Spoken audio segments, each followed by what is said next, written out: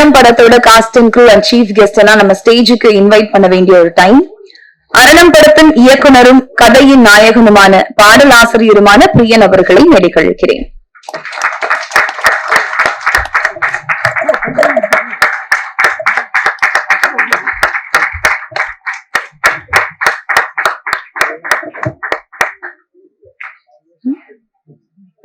படத்தோட டீம் சார்பா cost and crew and கெஸ்டுக்கு வந்து புக்ஸ் வாங்கி வச்சிருக்கோம். நான் ஒரு பேரா இன்வைட் பண்ணும்போது நம்ம புக்ஸ் கொடுத்து அவங்களை மேடைக்கு வரவழைச்சிடலாம். சோ அடுத்ததாக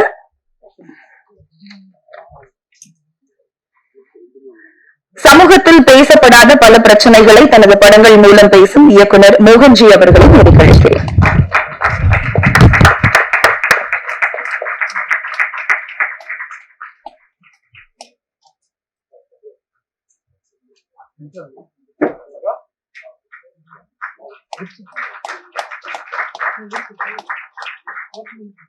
அரணம் படத்தின் கதாநாயகி வர்ஷா அவர்களை மேடைக்கழிக்கிறேன்.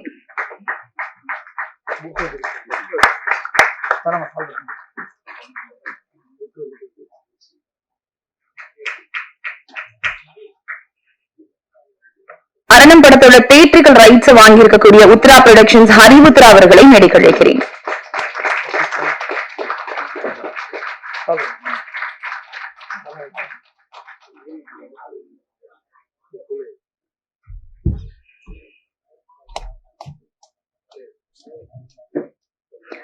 அரணம் படத்தின் ஒளிப்பதிவாளர் நௌசத் அவர்களை மேடைக்கழிக்கிறேன்.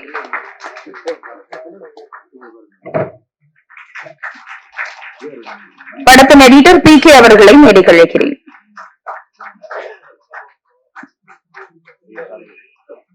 MRT மியூசிக்ஸ் முருகன் முத்தையா அவர்களை மேடைக்கழிக்கிறேன்.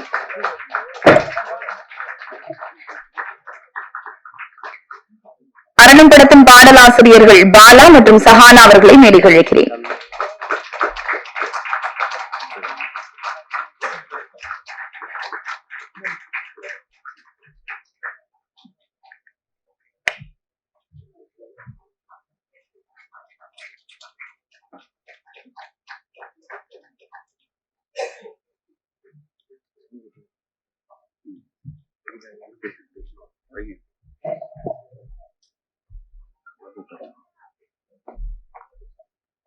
தற்போது அரணம் படத்தின் பாடலாசிரியர் பாலா அவர்களை ஒரு சில வார்த்தைகள் பேச அழைக்கிறேன்.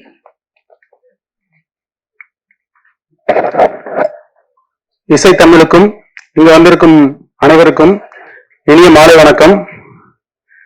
இது நான் பாலா, காத்துல என்ன தூத்துறப்புள்ள என்னோட முதல் திரைப்பட பாடல். இதற்கு முன்னாடி ஒரு 25 ஆல்பங்கள் பண்ணியிருக்கேன். பாடலாசிரியர் ஆகணும் அப்படிங்கிறது என்னோட சிறுவயது முதல் கனவு.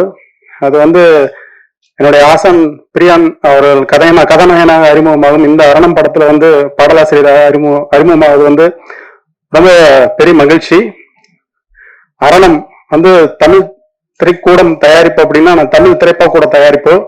பிரியன் சார் கீழே ஒரு 6 மாதங்கள் நான் பாடலாசிரியர் பயிற்சி பெற்றிருக்கேன்.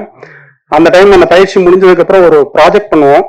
ஒரு பாடல் ஒரு மெட்டு கொடுப்பாங்க. அந்த மெட்டுக்கு பாடல் எழுதி அதை ஒரு ப்ரொஃபஷனல் சிங்கர்ஸ் ப்ரொஃபஷனல் ஸ்டுடியோல ரெக்கார்ட் பண்ணுவோம். அது ரெகுலரா இந்த கோர்ஸ் நடத்துறப்ப ஒரு ப்ரொசீஜர். அப்படி ஒரு கொடுக்கப்பட்ட ஒரு டியூன் தான் இந்த காத்துல என்ன தூத்துற பாடல். மகாஜன் சார் ஒரு டியூன் அப்படிங்கிறது நம்மளை டியூன் பண்ணணும். டியூன் பண்ணணும்னா அது டியூன் கிடையாது.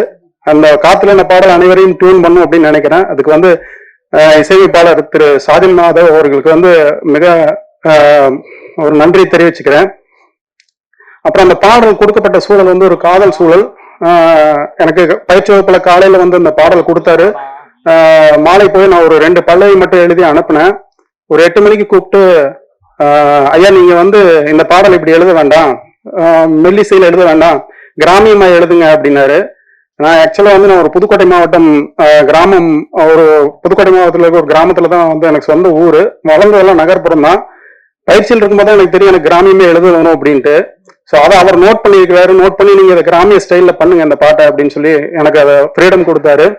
கொடுத்து அந்த பாடல் எழுதி வச்சிருந்தோம். பின்னாடி அரணம் படம் வரும்போது இந்த விஷயத்த நான் ஏன் சொல்றேன் அப்படின்னா, இந்த மாதிரி நிறைய பாடலாசிரியர்கள் அவங்க அவரே நான் இந்த படமா பண்ணும்போது அவர் வேற யாருக்காவது கொடுத்து ஒரு பண்ணிருக்கலாம், இல்ல அவரே பாடலாசிரியர் அவரே பண்ணிருக்கலாம். பட் எனக்கு வந்து ஒரு வாய்ப்பு கொடுக்கணும் அப்படின்னு சொல்லிட்டு திருப்பி என்னை கூப்பிட்டு அந்த பாடலை வந்து சூழல் அதுக்கு தகுந்தமான இசைக்கோர்ப்புக்கு தகுந்த மாதிரி மறுபடியும் அந்த பாடலை வந்து பண்ணிதான் இன்னைக்கு நீங்க அந்த பாடல் காத்துல என்ன வந்து கேட்டிருக்கிறீங்க.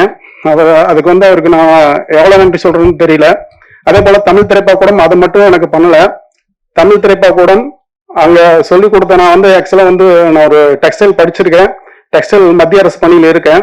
ஆனா எனக்கு அவங்க சொல்லிக் கொடுத்த இலக்கியங்கள் மேற்கொண்ட ஆர்வத்தை தூண்டி இன்னைக்கு நான் MA தமிழ் முதலாம் ஆண்டு பண்ணிட்டு இருக்கேன் திரைப்படக்கூடத்துக்கு வந்ததுக்கு அப்புறம். அதுக்கப்புறம் தேவாரம் திருவாசகம் எல்லாம் வந்து பாரம்பரியமா படிச்சதுல அதனால சைவ சித்தாந்தம் படிக்கணும்னு அதையும் வந்து அங்க கத்துக்கிட்ட அந்த விஷயத்துல இருந்து மறுபடியும் அதுவும் ஒரு 2 வருஷம் கோர்ஸ் போயிட்டு இருக்கிறேன். இதெல்லாமே வந்து என்னை திரைப்படக்கூடம் பண்ணது. அதெல்லாம் வந்து என்னுடைய 2 ஆல்பம் பாடல் வந்து தமிழ் திரைப்படக்கூடம் வந்து களமா இருந்தது. அவங்க சார் தான் வெளியிட்டாரு. அதுக்கப்புறம் வந்து ஒரு கவிதை நூல் வந்து எழுதியிருந்த இடம் பொருள் காதல்னு சொல்லிட்டு அதுக்கு அனுமுறை வழங்கி அந்த நூலையும் வந்து தமிழ் திரைப்படக்கூடத்துல வெளியிட்டாரு. ஒரு மனிதனுக்கு பின்னாடி வந்து இவ்வளவு விஷயம் செஞ்சு இன்னைக்கு கொண்டு உங்க முன்னாடி எல்லாம் வந்து நிறுத்திருக்கிறாரு அப்படிங்கிறது வந்து அது வந்து அவரோட பெருந்தன்மை. அவர் வந்து எனக்கு எப்படி சொல்றதுன்னு தெரியல. எனக்கு பாடல் எழுதுறதுக்கு சிரமத்தை விட பாடலை படமாக்கல் இருக்க சிரமத்தை விட இன்னைக்கு வந்து அதை போய் ரீச் பண்றது அப்படிங்கிறது வந்து ரொம்ப கஷ்டமா ஃபீல் பண்றோம். ஏன்னா ஒரு காலத்துல வந்து பாடல் வந்து காற்றில் கலந்து இருந்தது. நம்ம வந்து ஒரு வானொலியில பாடல் இப்ப நான் சின்ன வயசுல இருக்கும் போதெல்லாம் சின்னந்திரி வயதுல தான் எனக்கு தெரிஞ்சு நான் முதல் கேட்ட பாடல் அது வந்து கேட்டா அன்னைக்கு இருந்த அத்தனை கோடி மக்களுக்கும் வந்து அதை ஒரே பாடல் ஒரே நேரத்துல ரீச் ஆச்சு. அதுக்கப்புறம் வந்து அந்த பணியை வந்து பாத்தீங்கன்னா டேப் ரெக்கார்டர்கள் செஞ்சது. அதுக்கப்புறம் சேட்டலைட் சேனல் வந்ததுக்கு அப்புறம் அதெல்லாம் வந்து சேட்டலைட் சேனல் வந்து பாடல்கள் வந்து ஒளிபரப்பி அது வந்து பாடல்கள் வந்து ஹிட் அடிக்க வச்சது. இன்னைக்கு வந்து எல்லாமே தலைமெல்லாம் மாறிடுச்சு. காத்துல இருந்த பாடல் இன்னைக்கு காதுல போய் மூடிடுச்சு. ஹெட்போனுக்குள்ள வந்து எல்லாருமே இருக்கிறாங்க. செல்போனுக்குள்ள நுழைஞ்சு அவங்க பாடல் வைக்க வேண்டிய ஒரு விஷயமா இருக்கு. இங்க பத்திரிகையாளர்கள் வந்திருக்கிறீங்க. நீங்க கண்டிப்பா இந்த பாடல் வந்து இப்போ கொஞ்சம் நல்ல வியூஸ் போயிருக்குது, நிறைய ரீல்ஸ் எல்லாம் பண்றாங்க. இருந்தா கூட இது வந்து உங்களுக்கு போதுமானதாக அல்ல. ஒரு பெரிய நடிகரோ இல்ல ஒரு பெரிய இசையமைப்பாளரோ கொடுத்தா உடனே வந்து நிறைய மில்லியன்ஸ் போடுற பாடல் வந்து நாங்க எதிர்பார்க்கிற அளவுக்கு ரீச் பண்ணணும் அப்படின்னு உங்களோட ஒத்துழைப்பு வந்து கண்டிப்பா வேணும்.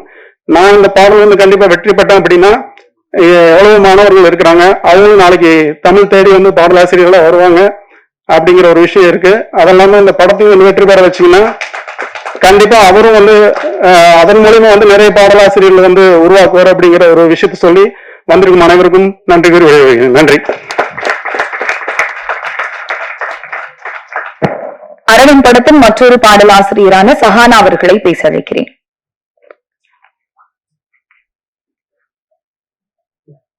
எல்லாருக்கும் வணக்கம். நான் சஹானா. அரணம் திரைப்படத்துல ஆரிராரோங்கிற பாடல் தான் என்னோட முதல் திரைப்பட பாடல். இந்த பாடல் வந்து பாலா சார் சொன்ன மாதிரி அவரோட டியூனும் என் டியூனும் ஒண்ணுதான். நாங்க வந்து கோர்ஸ் படிக்கும் போதே வந்து இந்த பாடல் எழுத ஆரம்பிச்சோம். அது ரொம்ப பிடிச்சி போய் இப்போ படத்துல வரணும் போது திருப்பி எழுதும்போது பிரியன் சார் வந்து அது அவரே எழுதியிருக்கலாம், ஆனா எங்களை மாதிரி மாணவர்களுக்கும் வாய்ப்பு கொடுக்கணும் அப்படின்னு சொல்லிட்டு எங்களையும் எழுத வச்சாரு. அது பாட்டு எழுதும்போது நம்ம ஃபர்ஸ்ட் சாங் அப்படின்றதுனால நிறைய குழப்பம் இருக்கும், சந்தேகம் இருக்கும். ஆனா அதை எதுவுமே பெருசா பொருட்படுத்தாம ரொம்ப எங்களுக்கு வந்து சப்போர்ட்டிவா இருந்து இந்த பாட்டை எழுத வச்சாரு. பிரியன் சாருக்கும் சாஜன் சாருக்கும் ரொம்ப நன்றி. இப்போ ரீசன்ட் டைம்ஸ்ல வந்து மெல்லிசை பாடல்கள் ரொம்ப கம்மியா தான் வருதுன்னு நான் நினைக்கிறேன். சோ இந்த பாடல் வந்து காத்துல என்னவோ ஆரிராரவும் ஒரு நல்ல மெல்லிசை பாடலா இருந்து எல்லாருக்கும் பிடிக்கும் அப்படின்னு நம்புறேன். எல்லாரும் சப்போர்ட் பண்ணுங்க. பிரியன் சார் அண்ட் சாஜன் சாருக்கு ரொம்ப நன்றி.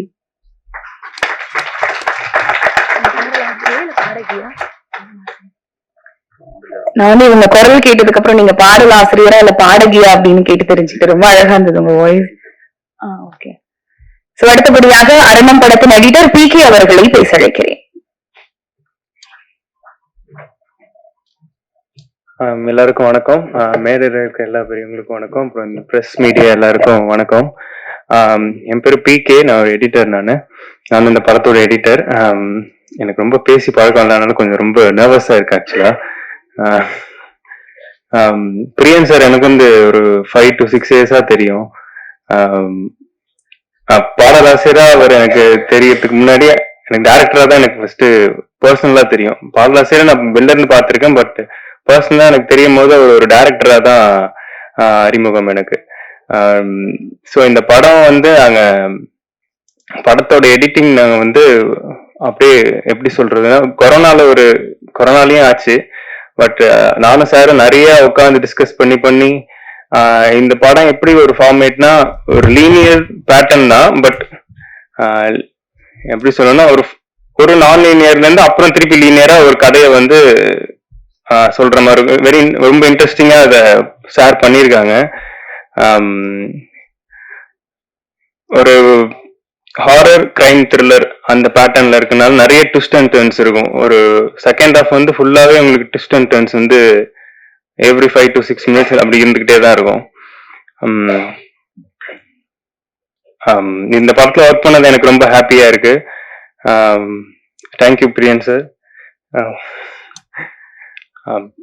ப்ரெஸ் மீடியா நீங்க தான் அதை வந்து கொஞ்சம் மக்களுக்கு எடுத்து காட்டி பண்ணோம். Thank you so much.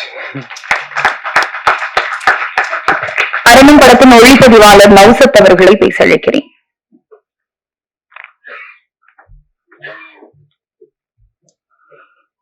எல்லோருக்கும் வணக்கம். என் பேர் நௌஷாத். அரணம் அப்படின்னா கவசம். பிரியன் சார் வந்து பிரியமான ஒரு கமல். அவர் வந்து நல்லா வர்ற வரைக்கும் எதையும் விட மாட்டாரு. நான் ஒரு 22-24 படங்கள் பண்ணிட்டேன். ஆனா அவர் பக்கத்துல வந்தாலும் நான் பயந்துக்குவேன், என்ன பண்ண போறாரு, இதை கேட்க போறாரு அப்படின்ட்டு. ஏன்னா நல்லா வர்ற வரைக்கும் அவர் விடவே மாட்டாரு, கோவப்பட மாட்டாரு, இது பண்ண மாட்டாரு. ஆனா சந்தோஷமா சிரிச்சு இது வருங்கன்னு சொல்லி வரவழைச்சிடாரு. ஒரு 4 தடவை டிஐ பண்ணிருக்கேன் அந்த படத்தை. மறுபடியும் ஒரு 8ஆம் முறை ஷூட் பண்ணிட்டு பாத்துக்கோங்களா. அதுக்கு முன்னாடி ஒரு நாள் ஷூட்டிங்னா அது ஒரு 4 நாள் ஷூட்டிங் நடக்கும். மறுபடியும் நடந்துட்டே இருக்கும். சாட்டிஸ்ஃபை ஆகுற வரைக்கும் விடவே மாட்டாரு. அவர் பக்கத்துல வந்தாதான் நான் பயந்துக்குவேன், ஐயோ எதை கேட்க போறாரு, புதுசா எதை பார்த்து எதை கேட்க போறாரு அப்படின்ட்டு. அப்படி ஒரு நல்ல மனிதர் பிரியமானவர். அவர் நல்லா இருக்கணும், நிறைய படங்கள் பண்ணணும், எல்லாத்துக்கும் வேலை கொடுத்து எல்லாத்தையும் சந்தோஷப்படுத்தணும். இந்த படம் ரொம்ப நல்லா இருக்கு, அருமையான ஒரு படம். எல்லாரும் தியேட்டர்ல போய் பாருங்க. ஓடிடியும் வரப்போகுது, எல்லாரும் பாருங்க, பார்த்து இந்த வெற்றி படமாக்குங்க. அவரை மேலும் நிறைய படங்கள் எடுக்க வைங்க. மிகச்சிறந்த கதாநாயகனாகவும் இயக்குநராகவும் வாழ வைங்க அவரை. ஓகே, வாழ்த்துக்கள் சார். வாழ்க வளமுடன். படத்தின் கதாநாயகி வர்ஷா அவர்களை பேச அழைக்கிறேன்.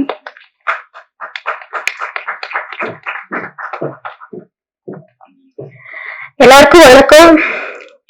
இப்படி ஒரு முதல் மேடை எனக்கு கொடுத்ததுக்கு பிரியன் சாருக்கு வந்து ரொம்ப தேங்க்ஸ். பிரியன் சார் பத்தி சொல்லணும். எனக்கு பொதுவா முதல் படம்னாலே நம்ம அம்மா வருவாங்க கூட, இல்ல யாராவது பர்சனல் அசிஸ்டன்ஸ் இருப்பாங்க. பட் நான் வந்து இந்த ஹோல் ஷெட்யூல், இந்த ஹோல் படமே தனியா தான் இருந்தேன். என்னன்னா நம்ம தனியா இருக்குமே, ஃபர்ஸ்ட் படம் வேற, அந்த இது எதுவுமே இல்லை. அரணம் எப்படி அது ஒரு ப்ரொடெக்ஷனோ அதே மாதிரிதான் சாரும் அவ்வளோ அப்படி பாத்துக்கிட்டாங்க, அவ்வளோ ப்ரொடெக்ஷனா பாத்துக்கிட்டாங்க. பொதுவாகவே ஒரு கோஸ்டார் கூட ஒர்க் பண்றது நமக்கு கம்ஃபர்டபுளா இருக்கும், எல்லாமே இருக்கும். பட் நான் முக்கியமா ஃபீல் பண்ணது வந்து ஐ ஃபீல் ரியலி சேஃப். இது நான் நீங்க கண்டிப்பா சொல்லணும். சார் கூட I really felt very safe. அப்புறம் சவுண்ட் கொஞ்சம் மாறி இருக்கு. டப்பிங் நான் தான் பேசியிருக்கேன், கண்டுபிடிக்க முடியலன்னு மன்னிச்சிருங்க. இந்த படத்துல மொத்தம் எங்க காம்பினேஷன்ல வந்து 3 பாட்டு இருக்கு. இப்ப கதை சூழல் காரணமா வந்து ஒரு பாட்டு போடல, சஹானா எழுதி இருக்கிற சாங். அந்த சாங்கும் வந்து ரொம்ப என்ன சொல்றது, ரொம்ப டச்சிங்கான ஒரு சாங் அது. அதே மாதிரி பாலா சார் எழுதின காத்துல என்ன சாங்கா இருந்தாலும், காத்துல என்ன சாங்ல வந்து நீங்க ஒரு இது பார்த்திருப்பீங்க, ரெயின் சீக்வன்ஸ். அந்த ரெயின் வந்து ஒரிஜினல் ரெயின், அவங்க செட் போட்டு ரெயின் போட்டது எதுவுமே இல்லை. அது அப்படியே அமைஞ்சது. அண்ட் இன்னும் நளினா சாங், தமிழ் விரும்புறவங்க வந்து கண்டிப்பா இந்த சாங் பாருங்க. நளினா சாங் தமிழ் காதலிக்கும் அனைவரும் இந்த சாங் வந்து கண்டிப்பா பாக்கணும். ஒரு பாட்டு நான் இதுவரை கேட்டிருக்கேன்னு தெரியல, பட் அவ்வளவு ஒரு டிஃப்ரெண்டான சாங். அப்படி ஒரு தமிழ்ல அப்படி ஒரு பாட்டுன்றது வந்து அது நானும் அதுல ஒரு பாட்டா இருக்கேன்றது வந்து எனக்கு வந்து ரொம்ப சந்தோஷம். I think I have given my best to this film. இந்த படம் பாத்தீங்கன்னா வந்து ரியலி ஒரு டிஃப்ரெண்டான ஒரு ஸ்கிரிப்ட். கேட்கும் போதே டிஃப்ரெண்டா இருந்தது சார், புரியலையே சார் அப்படின்னு இருந்தேன். இந்த ஃபர்ஸ்ட் ஹாஃப்ல வர ஒரு டயலாகா இருக்கட்டும், ஒரு ப்ராப்பர்ட்டியா இருக்கட்டும், செட்ல இருக்கிற ஒரு ப்ராப்பர்ட்டியா இருக்கட்டும், இல்ல ஏதாவது ஒரு ப்ராப்பர்ட்டி பத்தி சொல்றதா கூட இருக்கட்டும், அது வந்து ஈச் அண்ட் எவ்ரி திங் வந்து அதுக்குண்டான இம்பார்ட்டன்ஸ் இருக்கும். அது செகண்ட் ஹாஃப்ல பாத்தீங்கன்னா அந்த ஒரு சின்ன டயலாகோ ஒரு ப்ராப்பர்ட்டியோ கூட அங்க போய் லிங்க் ஆகி கனெக்ட் ஆகுற மாதிரி இருக்கும். ஸோ என்டையர்லி ஒரு டிஃப்ரெண்டான ஒரு ஸ்கிரிப்ட். செகண்ட் ஹாஃப் வந்து கண்டிப்பா மிஸ் பண்ணிடாதீங்க. ரியலி நீங்க கண்டிப்பா என்ஜாய் பண்ணக்கூடிய படம். ஃபேமிலியா போய் பார்த்து எல்லாருமே சப்போர்ட் பண்ணும். அப்புறம் பத்திரிகையாளர்கள், மீடியா எல்லாரும் வந்து உங்க சப்போர்ட் கண்டிப்பா வேணும். Thank you so much. அப்புறம் இவ்வளோ லிரிக்ஸிஸ்ட உருவாக்குறதுன்றது வந்து நான் வியந்து பார்த்தேன். எப்படி லிரிக்ஸிஸ்ட்லாம் உருவாக்குவாங்களா? ஓகே, சிங்கர்ஸ்க்கு கோர்ஸ் இருக்கும், பாட்டு பாடுறவங்களுக்கு சொல்லி கொடுப்பாங்க, அதெல்லாம் ஓகே. டைரக்ஷன், ஆக்டிங் எல்லாத்துக்குமே இருக்கு. லிரிக்ஸிஸ்டுக்கு எல்லாமே கோர்ஸ் இருக்கும் அப்படின்னு யோசிச்சேன். அண்ட் அதுக்குள்ள போய் பார்க்கும்போது அதை பத்தி தெரிஞ்சுக்கும் போது வந்து எனக்கு உண்மையிலுமே ரொம்ப வியப்பா இருந்தது. சார், உங்களை தாண்டி இனிமே யாரும் பண்ணுவாங்களான்னு தெரியாது சார். ரொம்ப பெரிய விஷயம் சார் அது. அந்த அங்க இருக்கிற சாரோட ஸ்டூடெண்ட்ஸ்க்கு அத்தனை பேருக்கும் சான்ஸ் கொடுத்து இந்த தமிழ் திரைக்கூடம் மூலமா தமிழ் திரைப்பாக்கூடம் ஸ்டூடெண்ட்ஸ்க்கு வாய்ப்பு கொடுத்து அவங்கள ஒவ்வொரு இதுல ஆக்டர்ஸாவும் சரி, லிரிக்ஸிஸ்டாவும் சரி சான்ஸ் கொடுத்து எல்லாரும் கூட இருக்கிறவங்க எல்லாருமே வளரணும்ன்ற ஒரு நோக்கத்துல வந்து பிரியன் சார் உண்மையிலுமே அதை பண்ணியிருக்காரு. ஒரு செல்ஃபிஷ்னஸே இல்லாத பர்சன் பிரியன் சார். சத்தியமா சொல்லணும்னா அவ்வளோ ஹார்ட் ஒர்க்கிங் பர்சன் அண்ட் அவ்வளோ பெர்ஃபெக்ஷனிஸ்ட். நௌஷத் சார் சொன்ன மாதிரி பக்கா பெர்ஃபெக்ஷனிஸ்ட். ஒரு எடிட்டிங் ஒர்க்கா இருக்கட்டும், ஒரு டிசைனா இருக்கட்டும், என்னவா இருக்கட்டும், அதுல அந்த அவரு நினைக்கிற அந்த பெர்ஃபெக்ஷன் கிடைக்காம அவர் வந்து விட மாட்டாரு. சோ அப்படி ஒரு பர்சன். சோ எனக்கு இதுல வாய்ப்பு கொடுத்து என்னையும் இது அரணத்துல ஒரு பார்ட் ஆக்குனதுக்கு எனக்கு ரொம்ப thank you sir. Whole cast and crew எல்லாருக்குமே ரொம்ப நன்றி. தேங்க்யூ. சப்போர்ட் பண்ணுங்க. தேங்க்ஸ். சோ இது வரைக்கும் ஸ்டேஜ்ல பேசின எல்லாருமே ப்ரொடக்ஷன் தமிழ் திரைக்கூடம் பத்தி மென்ஷன் பண்ணிட்டே இருந்தாங்க. சோ அவங்கள பத்தி பதிவு பண்ண வேண்டிய ஒரு நேரம். சோ படத்தோட கதாநாயகன், படத்தோட இயக்குனர் வந்து ஒரு பாடல் ஆசிரியர் பிரியன் அவர்கள் தான் நடிச்சிருக்காங்க. அது வேற சப்போர்ட் பண்றதுக்காக இவங்க எல்லாரும் ஒரு 10 பாடல் ஆசிரியர்கள் வந்து ப்ரொடக்ஷனா, அதாவது ப்ரொடியூசர்ஸா உருவெடுத்து இந்த படத்தை வந்து உருவாக்கி இருக்காங்க. சோ அவங்கள வந்து இந்த தருணத்துல மேடைக்கு அழைச்சு நாங்க வந்து மரியாதை செலுத்தணும் அப்படின்னு ஆசைப்படுறோம். சோ இந்த படத்தோட பார்த்தா இருக்கக்கூடிய அனைத்து பாடல் ஆசிரியர்களையும் மேடைக்கு அழைக்கிறோம்.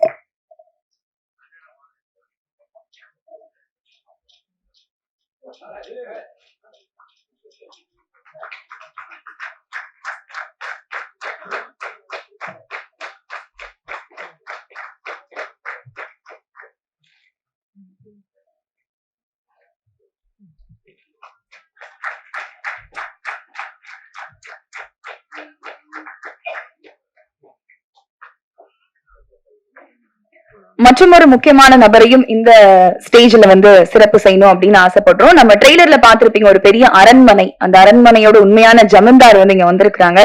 சோ ரவி அவர்களையும் இடைக்கு அழைக்கிறோம்.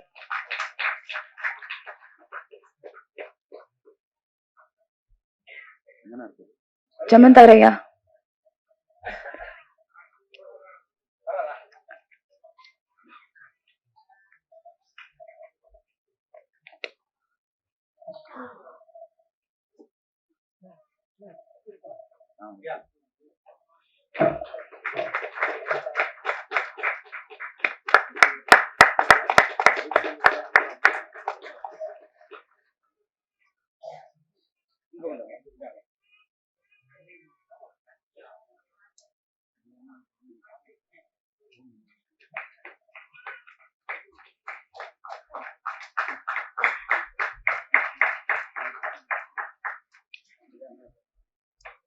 தற்போது பாடலாசிரியரும் தமிழ் துறைக்கூடம் ப்ரொடக்ஷன்ஸோட ஒன் ஆஃப் தி ப்ரொடியூசர்ஸுமான ராஜாராம் அவர்களை பேச அழைக்கிறேன்.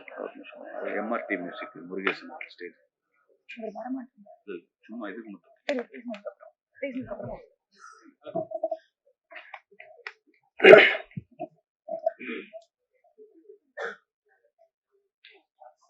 இங்கு கூடியிருக்கின்ற அனைவருக்கும், முக்கியமாக பத்திரிகை ஊடகவியலாளர்கள் மற்றும் மோகன்ஜி ஐயா அவர்கள், இந்த படத்தினுடைய டிஸ்ட்ரிபியூட்டர் சார் அவர்கள், திரைப்படத்தின் கதாநாயகி மற்றும் இந்த படத்தினுடைய பாடலாசிரியர் பாலா, சஹானா அவர்கள் மற்றும் இந்த படத்திற்கு ஒளிப்பதிவு செய்தவர், எடிட்டிங் செய்தவர் மற்றும் இந்த திரைப்பாக்கூடத்தி மாணவர்கள் அனைவருக்கும் என்னுடைய இனிய மாலை வணக்கத்தை தெரிவித்துக் கொள்கின்றேன். நான் திரைப்பாக்கூடத்தில் சேர்ந்து பயிற்சி வரும்போது அந்த பேட்சில நான் தான் அதிகமான ஏஜ் உடைய ஆள். இப்போது என்னுடைய வயது 58. அதாவது பாத்தீங்கன்னா பிரியனையா அவர்கள் எந்த ஒரு விஷயத்தையும் பிறர் மனதில் நோக்கும்படி பேச மாட்டார். அந்த ஒரு விஷயம் அவர்கிட்ட பார்த்து நான் வியந்தது. என்னை எப்படி அவர் ஐயா என்று அழைப்பாரோ இன்று வரை அப்படித்தான் நான் அவர் அழைத்திருக்கிறேன். என்னை விட அவர் வயது குறைந்திருந்தாலும் நான் அவரை ஒருமையில் அழைத்ததில்லை. ஒரு முறை என்னை வியக்க வைத்த ஒரே ஒரு விஷயம், அது திரைப்பாக்கத்துல பேசிட்டு இருக்கும்போது ஒன்று சொன்னாரு, நீங்க எடுத்து படித்து தமிழ் அல்ல, ஆனால் எப்படி தமிழ் மீது ஆர்வம் கொண்டு திரைப்பட பாடலாசிரியர் ஆனீர்கள் என்று கேட்டேன். அதுக்கு ஒரே ஒரு வரியில பதில் சொல்லிட்டாரு அவரு. நான் திருச்சியிலிருந்து இந்த சென்னைக்கு வந்தபோது திரைப்பட பாடலாசிரியராக ஆக வேண்டும் என்றுதான் வந்தேன். அப்படி வந்து இத்தனை வருடம் ஆகிறது. என்னை வாழ வைத்தது தமிழ்மொழி மட்டுமே அப்படின்னு சொன்னார். என்னை வாழ வைத்தது தமிழ்மொழி மட்டுமே. அந்த தமிழ்மொழி போட்ட பிச்சையில் நான் என்று வாழ்ந்து கொண்டிருக்கிறேன் என்று சொன்னார்கள். எனக்கு உண்மையிலே வியப்பாக இருந்தது. ஏனென்றால் தமிழை புறந்தள்ளி மற்ற மொழிகளை பேசுகின்றவர்கள் அதை பயன்படுத்தல் அதிகம். இருந்தாலும் தமிழ்மொழி பாடமாக எடுத்து படிக்காத ஒருவர் தமிழ்மொழி மீது இத்தனை விருப்பு கொண்டிருக்கிறாரே என்று எனக்கு அளப்பரிய வியப்பு தோன்றியது. இன்னொரு விஷயம் முக்கியமா, இது கிரவுட் ஃபண்டிங் முறையில தான் தயாரிக்கப்பட்ட படம். அவர் சாருக்கு தெரியும். அவர் படத்தை ஆரம்பிக்க சொல்லும் போது எல்லோரும் மனதில் ஒரு சிறிய பயணம் இருந்தது, ஆச்சரியம் இருந்தது. ஏனால் ஒரு திரைப்படம் என்பது தயாரிப்பது ஒரு சாதாரண விஷயம் அல்ல. இன்றைக்கு கோடிக்கணக்கில் பணமாக நடிகர்களும் கோடிக்கணக்கில் பணம் செலவு செய்து திரைப்படத்தை வெளியிடுகின்றனர். அந்த வகையில் பார்த்தோம் என்றால் எந்தவித முதலீடும் இல்லாமல் இந்த படத்தை தயாரிப்பு சாத்தியமா என்ற ஒரு கேள்வி இருந்தது. அவர்கிட்ட பேசுவா சொன்னாரு, இல்லையா நம்ம முயற்சி செய்வோம் பார்ப்போம்னாரு. முதலில் இந்த படத்திற்கு வேறு ஒருவரைத்தான் இயக்குநராக நியமிப்பது என்று இருந்தது. அந்த கதை, திரைக்கதை, வசனம் அனைத்தும் ஐயாவில் எழுத ஆரம்பித்தார்கள். ஆக இந்த படத்துடைய கதைநாயகனும் அவரே, கதாநாயகனும் அவரே. நான் சொல்லி புரிய நினைக்கிறேன். அந்த கதை எழுதியவரும் அவரே, இந்த படத்தில் கதாநாயகனும் அவரே. மறுபடி யாரை கதாநாயகனை போடுவது என்று அவர் சட்டென்று முடிவு எடுக்கல. ஒரு விஷயத்த எடுக்கல, வேறு ஒரு கதாநாயகனாக இந்த படத்தை தயாரிக்கிறான்னு சொன்னாரு. திரைப்பாக்கூட மாணவர் அனைவருமே, ஏங்க நீங்களே நல்லாதானே இருக்கீங்க, நீங்களே கதாநாயகனுக்குரிய லுக்காதானே இருக்கிறீங்க, நீங்களே நடிக்கலாம் சொல்லி சொல்லி எல்லா மாணவர்களும் சொல்லி அவரை கதாநாயகன் ஆக்கி விட்டார்கள். அதான் உண்மை. இன்னொரு விஷயம், இந்த படம் ஆரம்பிக்கப்பட்டது முதலாக இறுதி வரை அவர் பட்ட சிரமங்கள் எல்லாம் எங்களுக்கு ஒரு சிலருக்கு தெரியும். ஏனென்றால் எந்த ஒரு சிரமமான விஷயம் அவர் எனக்கு தொலைபேசியில் தொடர்பு கொண்டு இப்படி இருக்குது அப்படி இருக்குது என்று ஆலோசனை கேட்பார்கள். நான் என்ன சொன்னேன், எந்த ஒரு திரைப்படமே எடுக்கும்போது எவ்வளவு கஷ்டம் இருக்கு ஐயா, கண்டிப்பாக நம்ம ஜெயிச்சிடலாம், வெற்றி பெற்றலாம் அப்படின்னு சொல்லிட்டேன். இன்னைக்கு இந்த மேடை வரை கொண்டு வந்து வைத்து வெற்றியானது கண்டிப்பாக இந்த திரைப்படம் வெற்றி பெறும் என்று நம்பிக்கையுடன் நான் கூறிக்கொள்கிறேன். அவர் பாத்தீங்கன்னா என்ன கூட என்ன சொன்னா, நீங்க பாட்டு எழுதுனாரு. நான் பாடலாசிரியர் பயிற்சி பெற்று இருக்கிறேன். அது எனக்கு அவ்வளவு சரியில்லைங்க, மேலும் மீண்டும் அடுத்த நிகழ்வு பார்ப்போம் அப்படின்னு சொல்லிட்டேன். அவருக்கு இன்னொரு விஷயம், ஒரு முக்கியமான செய்தி, அதை அவருடைய உரிமையோடு கேட்டுக்கிட்ட சொல்லிட்டு, இன்னொரு படம் அவருக்கு புக் ஆயிருக்கு. இன்னொரு படம் அவருக்கு புக் ஆயிருக்கு. அதை வந்து என்னை கேட்டு டைம் குறிச்சு இப்படி அக்ரிமெண்ட் போடலாமான்னு கேட்டாலும் டைம் சொல்லி இருக்கிறதுனால ஏன்னு சொல்ல நான் என்ன அஸ்ட்ராலஜி படிச்சிருக்கிறேன், சில விஷயம் கேட்பாரு அவரு. அஸ்ட்ராலஜியில பார்க்க தெரியும், அதை கேட்டு டைம் குறிச்சிருக்கிறாரு. கண்டிப்பாக தமிழ் திரைக்கு புதியதொரு கதாநாயகன் நிச்சயமாக பலம் வருவார் என்று நம்பிக்கையுடன் கூறிக்கொள்கிறேன். இந்த படத்திற்காக உழைத்த அத்தனை பெருமக்களுக்கும் நன்றி கூறி விடைபெறுகிறேன். நன்றி, வணக்கம். மற்றொரு நபரை இந்த தருணத்துல ஸ்டேஜ் கூப்பிட்டு ஹானர் பண்ணும் அப்படின்னு விரும்புறோம். எம்ஆர்டி மியூசிக் முருகன் முத்தையா அவர்களை நெறிக்கழைக்கிறேன். சார் வந்து ஒரு புக் வாங்கிப்போங்க சார்.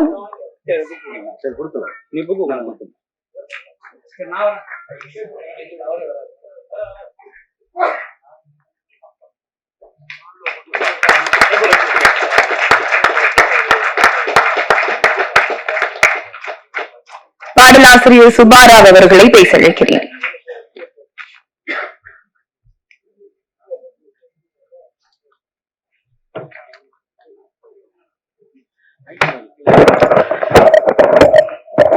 அனைவருக்கும் வணக்கம். நான் வந்து திரைப்படத்துல மாணவனா முதல்ல சேர்ந்தேன். தமிழ் மீதுல ஆர்வமா இருந்ததுனால பாட்டெல்லாம் எழுதிட்டு இருப்பேன். சார்ட்ட பயிற்சி பெற்றதுக்கு அப்புறம் தான் டியூனுக்கு எப்படி பாட்டு எழுதுறதுங்கிறத கத்துக்கிட்டேன். ரெண்டாவது, உலகத்திலேயே பாத்தீங்கன்னா பயிற்சி பாடல் எழுதுறதுக்கு ஒரு பயிற்சி கொண்டு வந்தோம்னா அது இது ஒண்ணுதான். அதை வந்து ரொம்ப திறமையா சார் நடத்திட்டு வர்றாரு. 2003 ஆரம்பிச்சது, 2013 வரைக்கும் 10 வருஷத்தை கடந்து அவர் வெற்றியா நடத்திட்டு இருக்காரு. இப்ப தமிழ் திரைக்கூடம் அப்படிங்கறத ஆரம்பிச்சு இப்ப முதல் படமாக அரணம் அதுல வெளியிட்டு இருக்காரு. அந்த அரணம் படம் ஆரம்பத்துல இருந்து நான் கொஞ்சம் பார்ட்டிசிபேட் பண்ணிட்டு இருந்திருக்கேன் அவர்கிட்ட. அவர் வந்து இந்த அரணம் படம் எடுக்கிறதுக்கு எவ்வளவு சிரமப்பட்டார் அப்படிங்கிறது எனக்கு நல்லாவே தெரியும். ஏன்னா முதல்ல 2 ஷெடியூல் பண்ணியிருக்கோம். முதல் ஷெடியூல்ல படம் எடுத்தாச்சு, அதை ஒரு பெரிய தியேட்டர்ல போய் பார்த்தாச்சு. எல்லாருக்கும் ரொம்ப பிடிச்சிருந்தது. படத்தை உடனே ரிலீஸ் பண்ணிடலாம் அப்படிங்கிற ஒரு ஸ்டேஜில் இருந்தோம். இருந்தாலும் இன்னும் அதை சிறப்பா பண்ணணும். அவருக்கு திருப்தி படல, எல்லாருக்கும் திருப்தி பட்டாங்க. ஆனா அவர் திருப்தி படல, இன்னும் சிறப்பா பண்ணணும், இன்னும் எல்லா மக்களையும் கவரத்துக்கு என்ன பண்றலாம்.